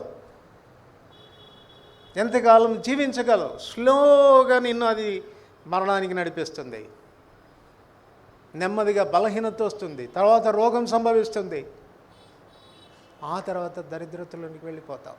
అదే కదా చెప్పింది, మీరు ఈ రొట్టెను తిని ఈ పాత్రలోనిది త్రాగండి, కానీ జాగ్రత్తగా తినండి, అది ఇది తినొద్దు. దేవుని బల్లలో దయ్యముల బల్లలో కూడా పాలు పొందుతారా? లేదు కదా. అందుకే ఆ బల్లలో పాలు పొందేది మానేసి ఈ బల్లలో పాలు పొందండి. అట్లా ఒకవేళ మీరు అట్లా ఇట్లా చేశారు అని అంటే, ఇందువల్లనే మీలో అనేకులు బలహీనులు, రోగులు, స్నేహితుడైన లాజరులాగా నిద్రించుచున్నారు. ఎందుకు వస్తుంది మరణం మన జీవితాల్లో? దేవుని వాక్యం విషయంలో నువ్వు చూపుతున్న జాగ్రత్త. యథార్థంగా ఒకసారి నీ గుండె మీద చేసుకొని చెప్పు, దేవుని వాక్యం అంటే నాకు చాలా ప్రాణం, చాలా ఆకలి, ఎంత చదివినా ఇంకా చదవాలనిపిస్తుంటుంది, ఎంత ధ్యానించినా ఇంకా ధ్యానించాలనిపిస్తుంది. వాస్తవమా ఇది నీ జీవితంలో? దావీదు దివారాత్రులు నేను దాన్ని ధ్యానిస్తానంటాడు, చివరికి రాత్రులు పడకల మీద పరుండి కూడా దాన్ని కూర్చున్న ధ్యానమే. అప్పుడు కూడా నాకు ఎట్లా అనిపిస్తుంది చెప్పండి? క్రొవ్వు మెదడు దొరికినట్టుగా అనిపిస్తాం. మన మంచి క్రొవ్వు మెదడు చక్కగా రుచికరంగా వండుకొని తింటూ ఉంటే ఎవరైనా రే కాసేపు ఫుట్బాల్ ఆడుకుందాం రారా అంటే పోతావా? ఇది వదిలిపెట్టి డైవర్ట్ కాదు మన మనస్సు. వేరే వాటి మీద మనం ఆకర్షించబడలేం. కారణం ఏంటంటే ఈ రుచిని వదిలిపెట్టి వెళ్ళలేం కనుక. ఆత్మీయంగా బలహీనపడ్డావా, వెనక జారిపోయావా, బుద్ధి తెచ్చుకో. వానికి బుద్ధి వచ్చినప్పుడు అని ఎంత ఆలోచించాడండి, ఎంత చక్కగా ఆలోచించాడు. నా చావుకు గతి ఏంటి అని ఆలోచించాడు. ఇది నా విచారకరమైన సంగతి ఏంటంటే, ఈ కథ చెప్పినప్పుడు అంతా కూడా ఆ తప్పిపోయిన కుమారుడి మీద 3 కాళ్ళ మీద పోతుంటాం మనం కదా. నువ్వు కాదా తప్పిపోయిన కుమారుడివి? నన్ను అడిగితే నేనేం చెప్తానంటే, వాడు మనకంటే చాలా మెరుగైనవాడు వాడు. ఎందుకంటే ఆడికి ఒక పాయింట్లోనన్నా బుద్ధి వచ్చింది, ఆలోచించడం ప్రారంభించాడు. నాకెందుకు ఈ గతి పట్టింది, అసలు నా వెనకటి చరిత్ర ఏంటి, నేను ఏ మూలం నుండి వచ్చాను, మా నాన్నగారు ఎవరు, మా నాన్న స్థితి ఏంటి, ఆ ఇంట్లో ఉన్న సమృద్ధి ఏంటి అన్నీ ఆలోచించాడు వాడు. ఆలోచించిన తర్వాత తీర్మానం చేసుకున్నాడు వెనక్కి వెళ్ళిపోవడానికి. వీడి విషయంలో కూడా మనం చెప్పచ్చు, నిరీక్షణకు ఆధారము లేదు. తండ్రి అంగీకరిస్తాడన్న దానికి నిరీక్షణ లేదు. ఎందుకంటే మొత్తం ఆస్తంతా రావాల్సిందంతా కూర్చుకొని వెళ్ళిపోయాడు. చట్టబద్ధంగా ఆలోచన చేస్తే లీగల్ హెయిర్ వాడు కాడు. కానీ వాడి నిరీక్షణ ఎంత గొప్పదండి, వాడి ఆశ ఎంత గొప్పదండి. ఎవరి మీద వాడుకున్న ఆశ? వాళ్ళ నాన్న యొక్క ప్రేమ మీద వాడుకున్న ఆశ, వాళ్ళ నాన్నగారి ప్రేమ మీద వాడుకున్న నిరీక్షణ. మా నాన్నగారు ఒకవేళ నన్ను కుమారుడిగా స్వీకరించకపోయినా కనీసం కూలీలో అండ్లల్లో ఒకనిగా మాత్రమైనా తప్పకుండా పెట్టుకుంటాడు. అప్పుడు ఈ గతి కంటే అది చాలా ఉన్నతమైన స్థితి అనుకుంటాను నేను అనుకున్నాడు. కానీ తండ్రి ఎంత ప్రేమించాడండి. He recovered him as his own son. సొంత కుమారుడిగా తను చేర్చుకున్నాడు. ఈ మధ్యాహ్నం బహుశా ఈ గతిలో ఉన్నావేమో, ఈ స్థితిలో ఉన్నావేమో, ఆల్మోస్ట్ చచ్చినంత పని అయిపోయిందేమో నీది. రక్షించబడ్డావు ఏ అనుమానం లేదు, సమాధుల నుంచి బయటకు వచ్చావు ఏ అనుమానం లేదు లాజర్లాగా. కానీ నువ్వు బ్రతకడానికి నీకు ఆహారం అవసరం. మనుషుడు రొట్టె వలన మాత్రం కాదు కానీ దేవుని నోటి నుండి వచ్చే ప్రతి మాట వలన జీవిస్తాడు. దేవుని వాక్య పోషణ చేత పెంపారుతున్నావా? దేవుని వాక్యం కొరకైన ఆకలి నీలో నిజంగా ఉందని చెప్పగలవా? ఆకలి పోయింది అని అంటే ఆల్రెడీ రోగం స్టార్ట్ అయిందనేది గుర్తుపెట్టుకో. మరణం వైపు అడుగులు వేస్తున్నావు అన్న సంగతి గుర్తుపెట్టుకో. ప్రభు నిన్ను కూడా రికవర్ చేయాలని కోరుతున్నాడు.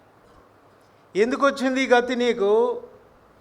అబ్యాతారుతో చెప్తున్నాడు దావీదు, అబ్యాతారా నాతో ఉండయ్యా, నాతో ఉండు, నీకు ఆ మరణం రాదు. రక్షకుడైన యేసుప్రభువు వారు కూడా నీకు ఇస్తున్నటువంటి సలహా ఏంటంటే, ఈ గతి నీకు రావడానికి కారణం నా సన్నిధిని వదిలిపెట్టావు, నాతో ఉండడం మొదలుపెట్టావు, నా పాదాల చెంత కూర్చుండి మరి అలాగా నా మాటలు వినేది వదిలిపెట్టావు. అందుకే నీకు ఈ గతి. మరలా రా, అది ప్రభు ఇచ్చే ఆహ్వానం. మూడవది,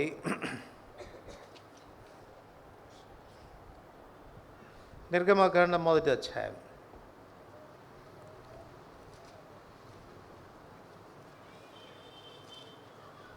నిర్గమకాండం 1వ అధ్యాయం 22వ వచనం అందరు కలిసి చదువుతాం.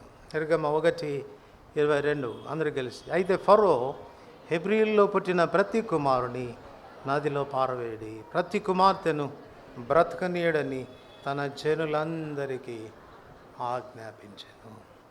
2వ అధ్యాయం 15వ వచనం. 2వ అధ్యాయం 15వ వచనం. 14వ వచనం చివరి భాగం కూడా చదివితే మంచిది. అందుకు మోషే నిశ్చయముగా ఆ సంగతి బయలుపడేననుకొని భయపడెను. ఫరో ఆ సంగతి విని మోషేను చంపచూచెను, కానీ మోషే ఫరో ఎదుటి నుండి పారిపోయి మిథ్యాను దేశంలో నిలిచిపోయి ఒక బావి వద్ద కూర్చుండెను. ఫరో అతన్ని చంపచూచెను. మోషేను ఫరో చంపడానికి కారణం ఏంటి చెప్పండి? మోషేను ఫరో చంపడానికి కారణం ఏంటి అంటే, మోషే తన శరీరాన్ని బట్టి పనిచేశాడు కాబట్టి. ఎలా చెప్పగలం మనం? శరీరంలో ఉన్న మరొక లక్షణం ఏంటి అని అంటే, మొదటిగా శరీరం మనల్ని పాపానికి అమ్మేస్తుంది. రెండవది శరీరం మనల్ని ఏం చేస్తుంది? పాపేచ్ఛలు మనలో రగిలేటట్టుగా చేస్తుంది. మూడోది శరీరం చేసే పని ఏంటంటే మనలో అతిశయాన్ని తీసుకొస్తుంది. మనకి దీని గురించిన వివరణ, దాని వెనక చరిత్రను మనం అర్థం చేసుకుంటే అర్థమవుతుంది. ఎందుచేత ఫరో చంపాలనుకున్నాడు? ఐగుప్తుని చంపాడు. ఈయన చంపేసి ఇసుకలో పాత పెట్టాడు. ఎందుకు ఐగుప్తుని చంపాడు అనంటే ఇశ్రాయేలీయుల్ని వాడు కొడుతున్నాడు కాబట్టి. ఇశ్రాయేల్ని కొట్టేదానికి మోషే చూసినప్పుడు తనకున్నటువంటి కోపంతో ఐగుప్తుని చంపి ఇశ్రాయేల్ని బ్రతుకునిచ్చాడు. అసలు దీని అంతటికి వెనక చరిత్ర ఏంటి అని ఆలోచిస్తే అపోస్తలుల కార్యం 7వ అధ్యాయంలో సంగతి బయటపడుతుంది. మోషేకు 40 ఏండ్లు నిండవచ్చినప్పుడు తన ప్రజల బాధను చూచుటకు మోషే బయలు వెళ్ళాడు అన్నాడు. దానిపైన ఏం రాయబడిందంటే, మోషే ఐగుప్తు యొక్క సకల విద్యల యందును మాటల యందును ప్రవీణుడై ఉండను. సో ఇప్పుడు మోషే తన గురించి తను ఏమనుకుంటున్నాడు చెప్పండి? నాకు మాటలొచ్చు, మనకి ఆట రాదు పాట రాదు అంటారు. మోషే పాప మాట్లాడేటోడు కాదు. మోషే ఎవరు? మాటలొచ్చు, కార్యాలు చేయడంలో కూడా ప్రవీణుడైనటువంటి. ఎప్పుడైతే ఈ భౌతికమైనటువంటి అర్హతలు తనలో తాను చూసుకున్నాడో, తనలో ఏమొచ్చింది చెప్పండి? సెల్ఫ్ కాన్ఫిడెన్స్ వచ్చింది. లోకంలో స్టూడెంట్స్కి చాలామంది విజయాల్ని సాధించడానికి ఉండాల్సిన లక్షణాల్లో ఒక లక్షణం ఏంటంటే, ఏముండాలంటారు వాళ్ళు? సెల్ఫ్ కాన్ఫిడెన్స్ ఉండాలంటారు. కానీ బైబిల్ ఏం చెప్తుందంటే, సెల్ఫ్ కాన్ఫిడెన్స్ ఉంది అని అంటే మాత్రం ఇట పోతావు నువ్వు, ఇట కాదు పోయేది. లోకానికి వ్యతిరేకమైంది. మన కాన్ఫిడెన్స్ ఎవరి మీద ఉండాలి? కొరింథీయులకు రాసిన 2వ పత్రిక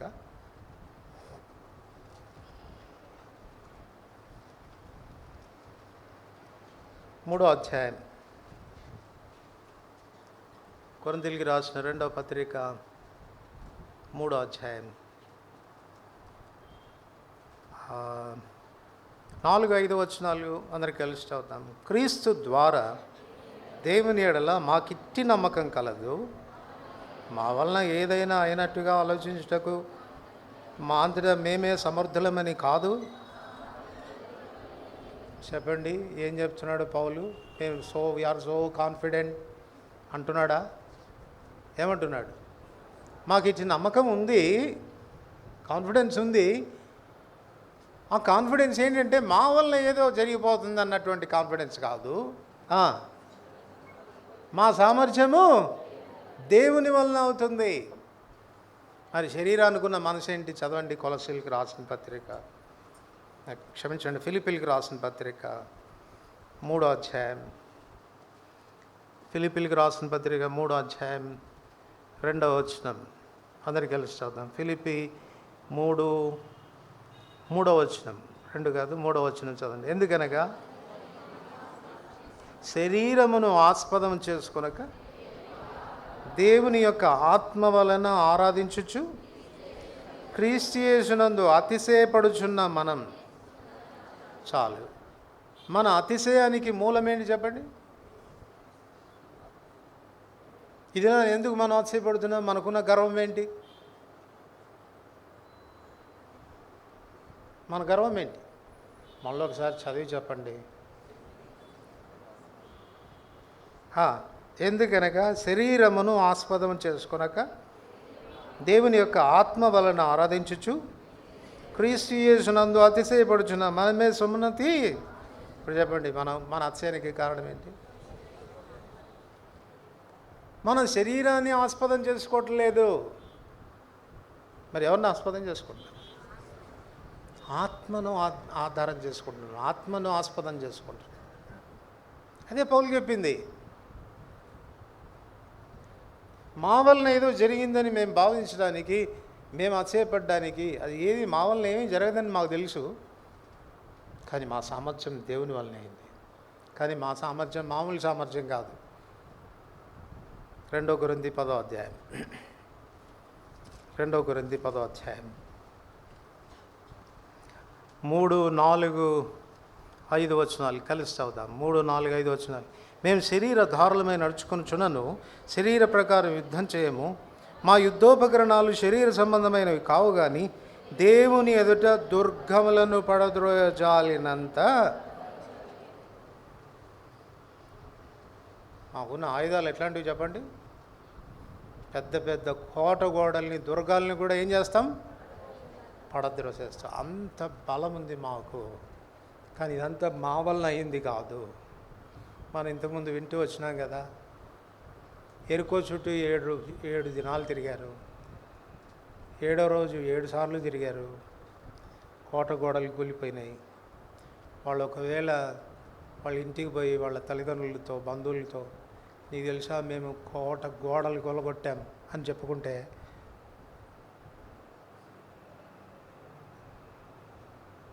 సిగ్గుపడాల్సి వస్తుంది కదా. పడగొట్టింది వాళ్ళ. మా వాక్కులో ఎంత శక్తి ఉందో తెలుసా? 7 సార్లు తిరిగిన తర్వాత గట్టిగా అరిచాం, అంతే గోడలు కూలిపోయినాయి అని కానీ చెప్పుకుంటే ఎంత అవమానకరమైన విషయం. మా వలన ఏం జరగలేదు. జరిగిందంత ఎవరి వలన? ఆయనే చేశాడు. అందుకే జకర్యా 4:4 మనందరికీ తెలుసు. శక్తి చేతనైనను బలం చేతనైనని కాక ఆత్మ చేతనే జరుగుతుంది. ఈ దినాల్లో మనం గుర్తుపెట్టుకోవాల్సిన విషయం ఏంటంటే, నీకు జ్ఞానం ఉండవచ్చు, నీకు సామర్థ్యం ఉండవచ్చు, కానీ వాటి మీద ఆధారపడకూడదు. నువ్వు శరీరాన్ని ఆస్పదం చేసుకోకూడదు. ఇప్పుడు మోషే జీవితాల్లో మరణాన్ని కొని తెచ్చుకోవడానికి కారణం ఏంటంటే, అన్ని విషయాల్లో నిష్ణాతుడైపోయాడు. మాటల్లో నిష్ణాతుడు, కార్యాల్లో నిష్ణాతుడు, ఐగుప్తు సకల విద్యల్లో నిష్ణాతుడు. ఇప్పుడు మెల్లగా సైతాను వచ్చి అంటున్నాడు, నీవు కాకుండా ఇంకెవడా ఆ లీడర్ చెప్పు? నీకున్న అర్హతలు ఎవడుకున్నాయి చెప్పు? ఎవడుకున్నాయి చెప్పు? Come on, take the opportunity, go outside, చూడు.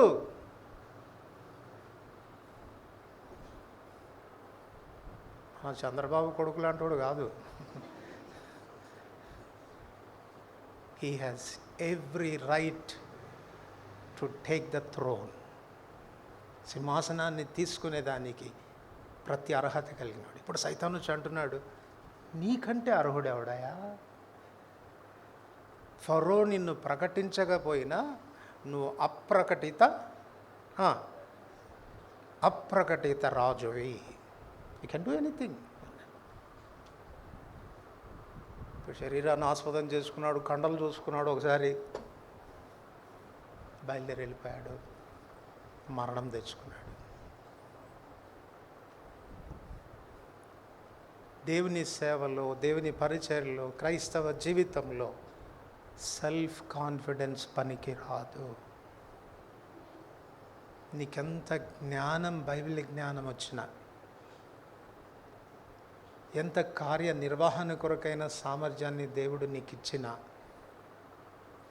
Do not go with your self confidence. దాని మీద ఆధారపడవద్దు. అది శరీరం తెచ్చేది, అది నీ మరణానికి కారణమవుతుంది.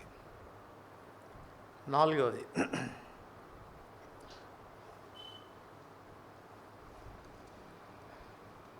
మొదటి సమూయేలు గ్రంథం 27వ అధ్యాయం.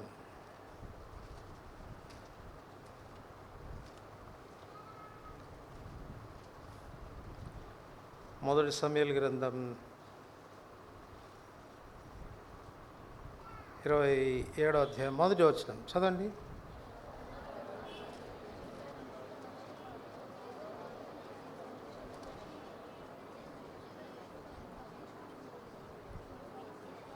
నన్ను వెతుకుట మానుకొను గనుక నేను అతని చేతిలో నుండి తప్పించుకుందునని అనుకుని. 2-3 వచనాలు కూడా చదవండి. లేచి తన యుద్ధనున్న 600 మందితో కూడా ప్రయాణమై మాయకు కుమారుడు గాతు రాజు అయిన ఆకీషు వద్దకు వచ్చాను. దావీదు గాతులో ఆకీషు వద్ద చేరగా అతని వారందరూ తమ తమ కుటుంబముల సమేతంగా కాపురముండ్రి. ఇజ్రాయేలు రాలగు అహీనోయము నాబాలు భార్య అయ్యుండిన కర్మేలు రాలగు అబీగైలను అతని 2 భార్యలు దావీదుతో కూడా ఉండిరి. నేను ఇక్కడ ఉండుట మంచిది కాదు. శరీరానికి ఉన్న మరొక లక్షణం కనపడుతుంది ఇక్కడ. ఏంటది?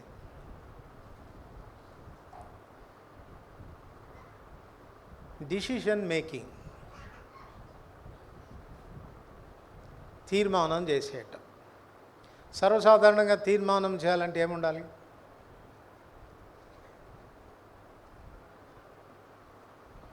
నువ్వు ఒక విషయంలో తీర్మానం చేయాలంటే నీకేముండాలి? సామర్థ్యమా? ఏముండాలి? జ్ఞానం ఉండాలి కదా. నేను ఒకవేళ ఈ తీర్మానం చేస్తే ఏం జరుగుతుంది? పాజిటివ్ రిజల్ట్స్ వస్తాయా, నెగటివ్ రిజల్ట్స్ వస్తాయా అని ఆలోచించి అడుగేస్తూ ఉంటాం మనం కదా. బుర్ర చాలా షార్ప్గా ఉండాలి ఏదైనా తీర్మానం చేయాలంటే.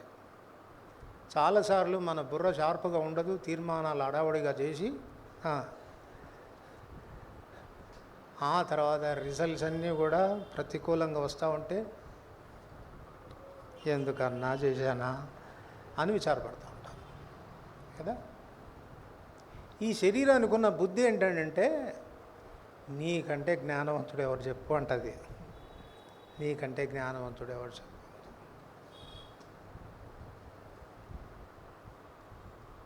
ఒకప్పుడు దావీదు ఇలా లేడు పాపం కదా. దావీదు ఇలా లేడు. ఇంతకుముందు మనం చదువుకున్నాం. ఆ అభ్యాతారతో చెప్పినప్పుడు ఏం జ్ఞాపకం ఉంది దావీదుకు చెప్పండి? ఏం జ్ఞాపకం ఉంది? అభ్యాతారా, అసలు నేను ఎందుకు చావలేదు నీకు తెలుసా? ఏం చెప్పాడండి? దేవుడు నన్ను అప్పగించలేదయ్యా, నేను దేవునితో రిలేషన్షిప్ సరిగా పెట్టుకున్నాను. ఆయన అక్కడ బొమ్మంటే అక్కడ పోయేవాడిని. ఆయన నాకు SMS పంపించేవాడు. ఏమని? Come on start immediately. సౌలు బయలుదేరాడు అని చెప్పేవాడు. కొన్నిసార్లు ఈయననే అడిగేవాడు, ప్రభు ఏమంటావు చెప్పు, వస్తాడంటావా సౌలు అంటే? వచ్చి తీరుతాడయ్యా. సరే వస్తే వచ్చాడు కానీ పట్టుకుంటాడా? తప్పకుండా పట్టుకుంటాడు. వెళ్ళిపోయి ఇక్కడి నుంచి. అవన్నీ జరిగిన తర్వాతనే ఆ మాట చెప్పాడు, దేవుడు నన్ను అప్పగించలేదు, దేవుడు నన్ను అప్పగించలేదు. అంటే ఇప్పుడు దాకా నిన్ను కాపాడింది ఎవరు? సౌలు చేతికి నిన్ను దొరకకుండా నిన్ను కాపాడింది ఎవరు? కొన్నిసార్లు ప్రభు చేత మనం నడిపించబడిన తర్వాత, కొన్ని విజయాలు మనం సాధించిన తర్వాత మనకు తెలియకుండానే మనలోకి ఒకలాంటి అతిశయం వస్తుంది. ఏం అతిశయం అంటే, నీ అంత జ్ఞానవంతుడు ఇంకొకడు లేడు. కానీ ప్రతిసారి ప్రభు దగ్గర విచారణ చేసేవాడు. ప్రభా ఏమంటావు చెప్పు అనేవాడు. ఇప్పుడు ప్రభు యొద్ద విచారణ చేసేది మానేసి తానే డిసిషన్ తీసుకుంటున్నాడు. నేను ఇక్కడ ఉండుట మంచిది కాదు, నేను ఇక్కడ ఉంట మంచిది. 34వ కీర్తన 4వ వచనం చూడకుండా చెప్తారా? నేను యెహోవా యొద్ద విచారణ చేయగా ఆయన నాకు కలిగిన భయములన్నిటి నుండి నన్ను విడిపించాడు. విచారణ చేసేటువంటి వాడు, ప్రతి దానికి విచారణ చేసేవాడు ఇప్పుడు విచారణ చేయడం మానేశాడు. తనంతట తానే విచారణ చేసుకుంటున్నాడు. కారణం ఏంటి? సామెతల గ్రంథకర్త చెప్తాడు 3వ అధ్యాయం 5వ వచనంలో, నేను జ్ఞానిని కదా అని నీవు అనుకొనవద్దు. ఈ శరీరం ఏమంటుంది చెప్పండి? నీకంటే తెలివైనోడు ఎవడు చెప్పు? ఎవడి మాట వినాల్సిన అవసరం లేదు. చివరికి దేవుని దగ్గర కూడా మనదేం పెద్ద కౌన్సిలింగ్కి పోవాల్సిన అవసరం లేదు. నువ్వు చాలా ఎదిగిపోయావు, నీ ఎక్స్పీరియన్స్ అంతా. సౌలు ఎన్నిసార్లు తరిమితే తప్పించుకున్నావో చెప్పు? అది ఈయనే తప్పించుకున్నట్టు. ఎన్నిసార్లు తప్పించుకున్నావు నువ్వు చెప్పు? ఇంకా చిన్నపిల్లోళ్ళలాగా ఎల్కేజీ స్టూడెంట్ లాగా మళ్ళా పోయి ఏసయ్యా ఏం చేయమంటావు అని అడగాల్సిన అవసరం ఉందంటావా? కొంచెం ఆలోచించయ్యా, కొంచెం తెలివి, నీ జ్ఞానంతో నీ ఎక్స్పీరియన్స్తో కొంచెం ఆలోచించు. శరీరాన్ని ప్రేరేపిస్తాడు ఆ రీతిగా. ఎక్కడ కూడా జ్ఞానిని అనుకోవద్దు. నువ్వు చేసుకునే ప్రతి తీర్మానాల్లో ఆయన మీద ఆధారపడు. దేవా ఏం చేయమంటావని అడుగు. నీకు అవి చాలా బుద్ధిహీనంగా అనిపించవచ్చు. ఇంత సిల్లి విషయాలు కూడా దేవుని అడగాల అన్నట్టుగా అనిపించవచ్చు. అయినా అడుగు. ఎందుచేతానంటే చిన్న చిన్న విషయాలే తర్వాత చాలా పెద్ద ప్రభావాన్ని చూపిస్తాయి వాటి మీద. చిన్న చిన్న బొందీల మీద పెద్ద పెద్ద డోర్లు ఓపెన్ అవుతాయంట. హింజెస్ తెలుసు కదా, డోర్లకు పెడతారు హింజెస్ తెలుసు కదా, ఏమంటారు మడత బందీలా? అవి ఇంతే ఉంటాయి, కానీ పెద్ద పెద్ద డోర్లను ఓపెన్ చేస్తాయి. సౌలు తండ్రికి చూపిన విధేయత చాలా అల్పమైంది. ఏది? ఒరే గాడిదలు పోయినాయిరా వెతుక్కురా అంటే పోయాడు పాపం. మోస్ట్ ఒబీడియంట్ చైల్డ్ ఎవరు? సౌలు. మనమైతే అని ఉండేవాడు, ఏం డాడీ నీకు కొంచెమన్నా ఆలోచన లేదు, ఇంత భాగ్యవంతులం మనం, మన ఇంట్లో ఎంతమంది పనివారు ఉన్నారు, ఏ కూలోడికి చెప్తే ఎత్తుక్కురాడు పోయి మళ్ళీ గాడిదలు ఎత్తుక్కొచ్చేదానికి నేను పోవాలన్నా అని అనలే పాపం. Most obedient child. చిన్న మాట విధేయత చూపించాడు. రిజల్ట్స్ ఏమైంది? ఇశ్రాయేలు మీద రాజు అయిపోయాడు. వెతుక్కుంటూ పోయి ఆ సమూయేలు దగ్గరకు పోయాడు. ఆ సమూయేలు దగ్గరకు పోతే సమూయేలు అంటాడు, నీ గాడిదల సంగతి ఏమి విచారిస్తావులే బాబు, దేవుడికి కూడా విచారిస్తూ ఉన్నాడు ఇశ్రాయేలు మీద ఎవడిని రాజుగా పెడదామని, నువ్వే దొరికావు అన్నాడు. అట్లాగనే చిన్న చిన్న విషయాలు పెద్ద ఫలితాలను తీసుకొస్తాయి. చిన్న విధేయత పెద్ద ఆశీర్వాదాన్ని తీసుకొస్తే చిన్న పొరపాటు చిన్న నష్టం తెస్తుంది అనుకుంటున్నావా? లేదు. Be careful. ఏ విషయంలో కూడా ఆధారపడవద్దు నీ మనసు మీద.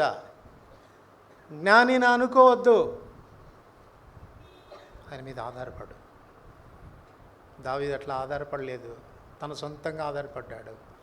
జరిగిన నష్టం మనకు తెలుసు. 30వ అధ్యాయంలోకి వచ్చేసరికి సిక్లగ్ అంతా కాలిపోయింది, బూడిదైపోయింది. జనులు రాళ్ళు తీసుకున్నారు దావీదును చంపడానికి. ఒక్క తొందరపాటు ఉండి ఒక్క రాయిగానే వేసి ఉంటే 600 రాళ్ళు పటాపటా పడేవి దావీదు మీద.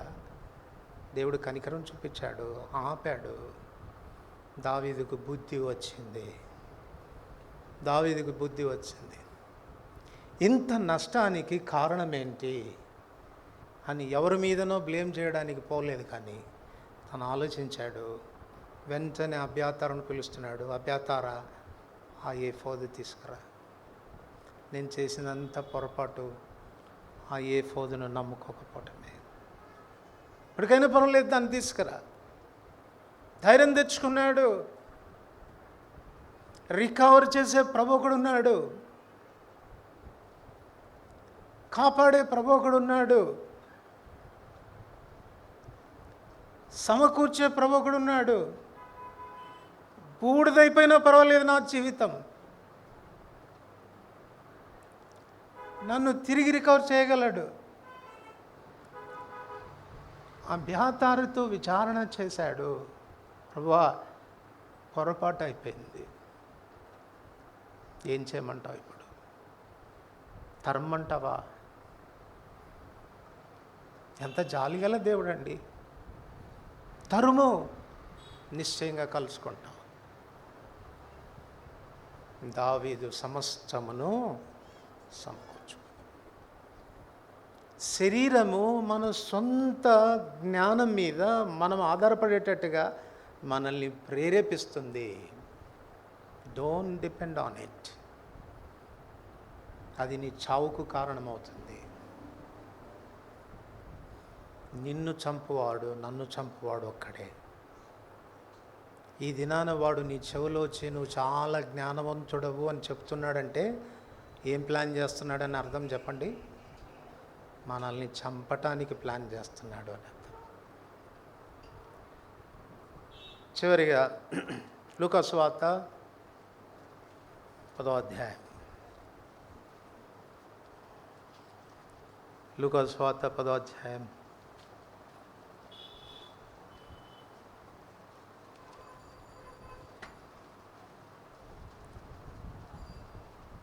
లూకా సువార్త 10వ అధ్యాయం 30వ వచనం. లూకా సువార్త 10వ అధ్యాయం 30వ వచనం. అందరికి కలిసి చదువుదాం. అందుకేసి ఇట్లా నేను ఒక మనుషుడు యెరూషలేము నుండి యెరికో పట్టణంకు దిగి వెళ్ళిచు దొంగల చేతిలో చిక్కెను. వారు అతని బట్టలు దోచుకొని అతని కొట్టి కొర ప్రాణంతో విడిచిపోయిరి. ఏ ప్రాణం? కొర ప్రాణం అంటే ఎప్పుడన్నా పోవచ్చు అది కదా. ఆల్మోస్ట్ చచ్చిపోయిన స్థితి. ఎందుకు వచ్చింది? కారణం ఏంటి? ఎందుకు వచ్చింది చెప్పండి? వాడు యెరూషలేమును విడిచి యెరికో వైపుకు దిగి వెళ్ళచ్చు దొంగల చేతిలో. ఈ దొంగ ఎప్పుడు కాచుకునే ఉన్నాడు. యోహాను సువార్త 10వ అధ్యాయం 10వ వచనంలో చదివినట్లు దొంగ దొంగతనమును హత్యను నాశనం చేయడానికి వస్తాడు. నిన్ను చంపడానికి వెతుకుతున్నవాడు, నన్ను చంపడానికి వెతుకుతున్నవాడు ఒక్కడే. ఇప్పుడు రహస్యం ఏంటి? వాడు బారిన పడకుండా ఉండాలంటే దావీదు చెప్తున్నటువంటి రహస్యం ఏంటి చెప్పండి? దావీదు చెప్తున్న రహస్యం ఏంటి? నాతో ఉండు, బీ విత్ మీ, నాతో ఉండు. యెరూషలేము మహారాజు పట్టణం అని చెప్పబడింది.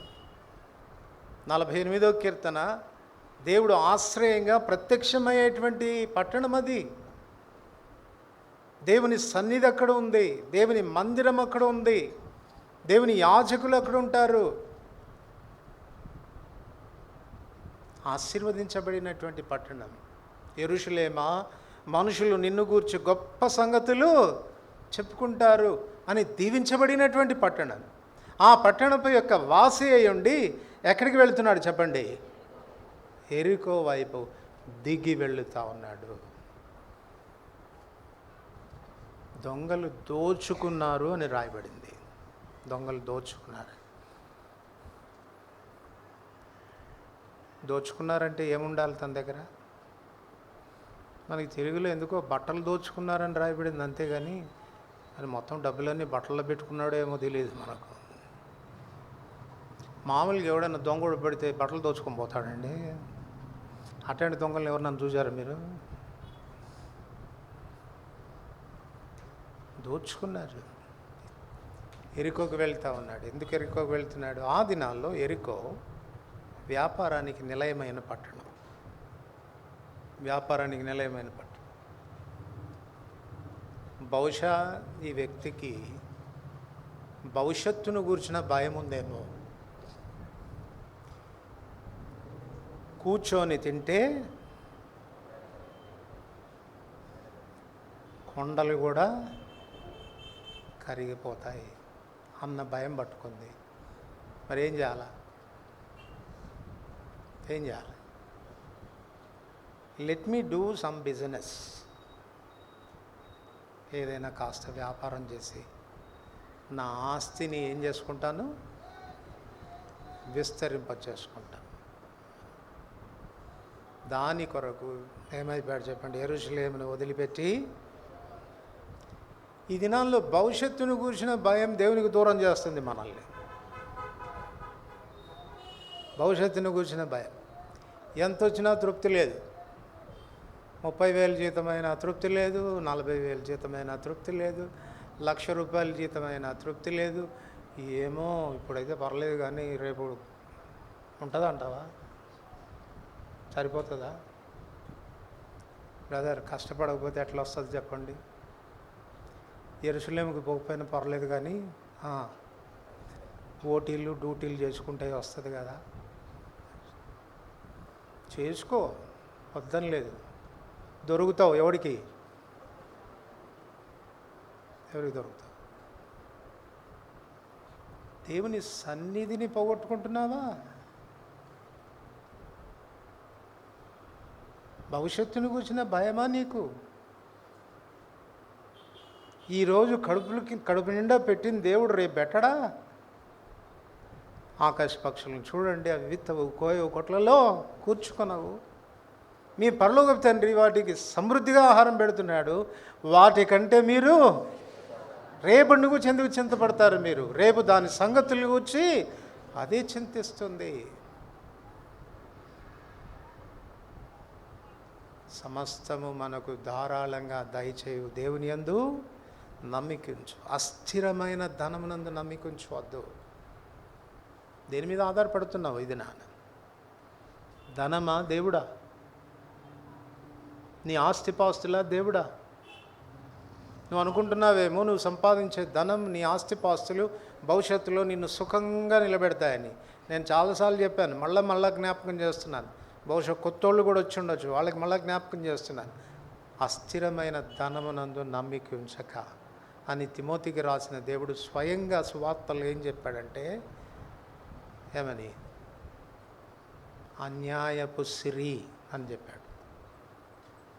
అన్యాయపు సిరి అంటే మేము ఎక్కడ అన్యాయం చేయట్లేదంటే మేము చాలా న్యాయంగా సంపాదించుకుంటున్నాం, ఎవరి దగ్గర లంచాలు తీసుకోవట్లేదు, చాలా కష్టపడి మేము చేసినటువంటి దానికి మేము సంపాదించుకుంటున్నాం. అన్యాయపు సిరి అని మీరు ఎట్లా అంటారు అని అంటారు.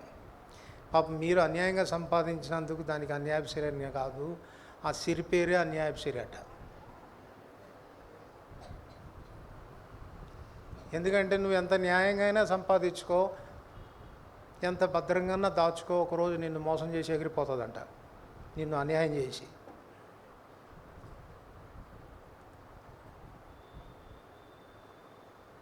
అది నిన్ను మోసం చేసి నీ దగ్గర నుంచి పారిపోకముందే దాన్ని అమ్మేసి స్నేహితులను కొనుక్కో అని చెప్పాడు.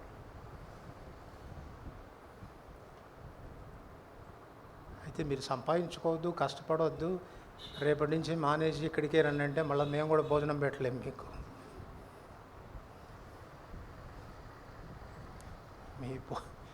మీ పోషణ కొరకు మీరు కష్టపడండి, సంపాదించుకోండి, కానీ విపరీతమైన ఆందోళన వద్దని చెప్తున్నాను. రేపేమైపోతుందో ఏమో, ఎల్లుండి ఏమైపోతుందో ఏమో, వచ్చే సంవత్సరం గతి ఏంటి, 2 సంవత్సరాల తర్వాత గతి ఏంటి, మా పిల్లకాయలు రేపు పొద్దున డిగ్రీకి వచ్చారనుకో, లేకపోతే ఇంజనీరింగ్కి వచ్చారనుకో, అప్పుడు ఫీజుల సంగతి ఏంటి? చింతపడవద్దు. ఆయన సన్నిధిని ప్రేమించు, ఆయన ఇంటిని ప్రేమించు. దావీదు అంటాడు, దేవా నీ తేజోమహిమ నిలుచు స్థలమును నేను ప్రేమించుచున్నాను. యెహోవా యొద్దకు వరం అడిగి తిని నేను దాన్ని వెతుకుచున్నాను. యెహోవా ప్రసన్నతను చూచుటకు, ఆయన ఆలయంలో ధ్యానించుటకు నా జీవితకాలం అంతా నేను యెహోవా మందిరంలో నివసింపగోరుతున్నాను. యెహోవా మందిరంలో నివసించువారు ధన్యులు. పోగొట్టుకుంటున్నాను అనుకో మాకు.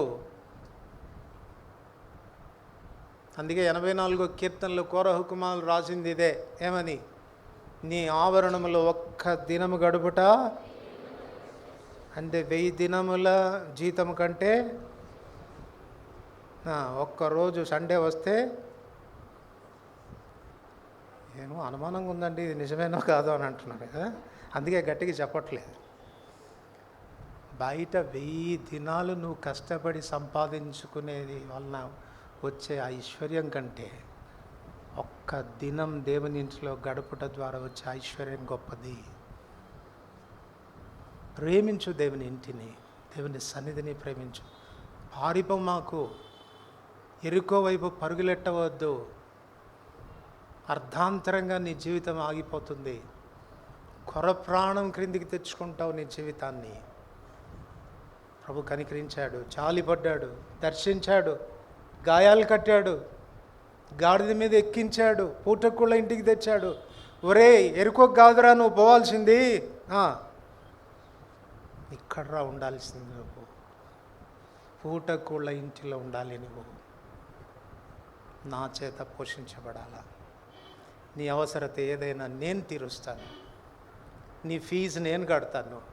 నీ అడ్మిషన్ ఫీజు కట్టాను, నీ మెడికల్ ఫీజు కూడా కట్టేశాను. ఏరియర్స్ ఏమన్నా ఉంటే మళ్ళా వచ్చి కడతా. Depend on him. ఆయన మీద ఆధారపడు. ఎందుకు శత్రువు చేత చంపబడతావు? చంపబడ్డానికి కారణం యెరూషలేములో దేవుని సన్నిధిని వదిలిపెట్టాడు. భయపడవద్దు అబ్యాతారు, నువ్వు చావకుండా ఉండాలంటే నాతో ఉండు, నాతో ఉండు, నా ఇంటిలో ఉండు, నా సన్నిధిలో ఉండు. అది ఆయన ఇచ్చే హెచ్చరిక. ప్రార్థన చేసుకో.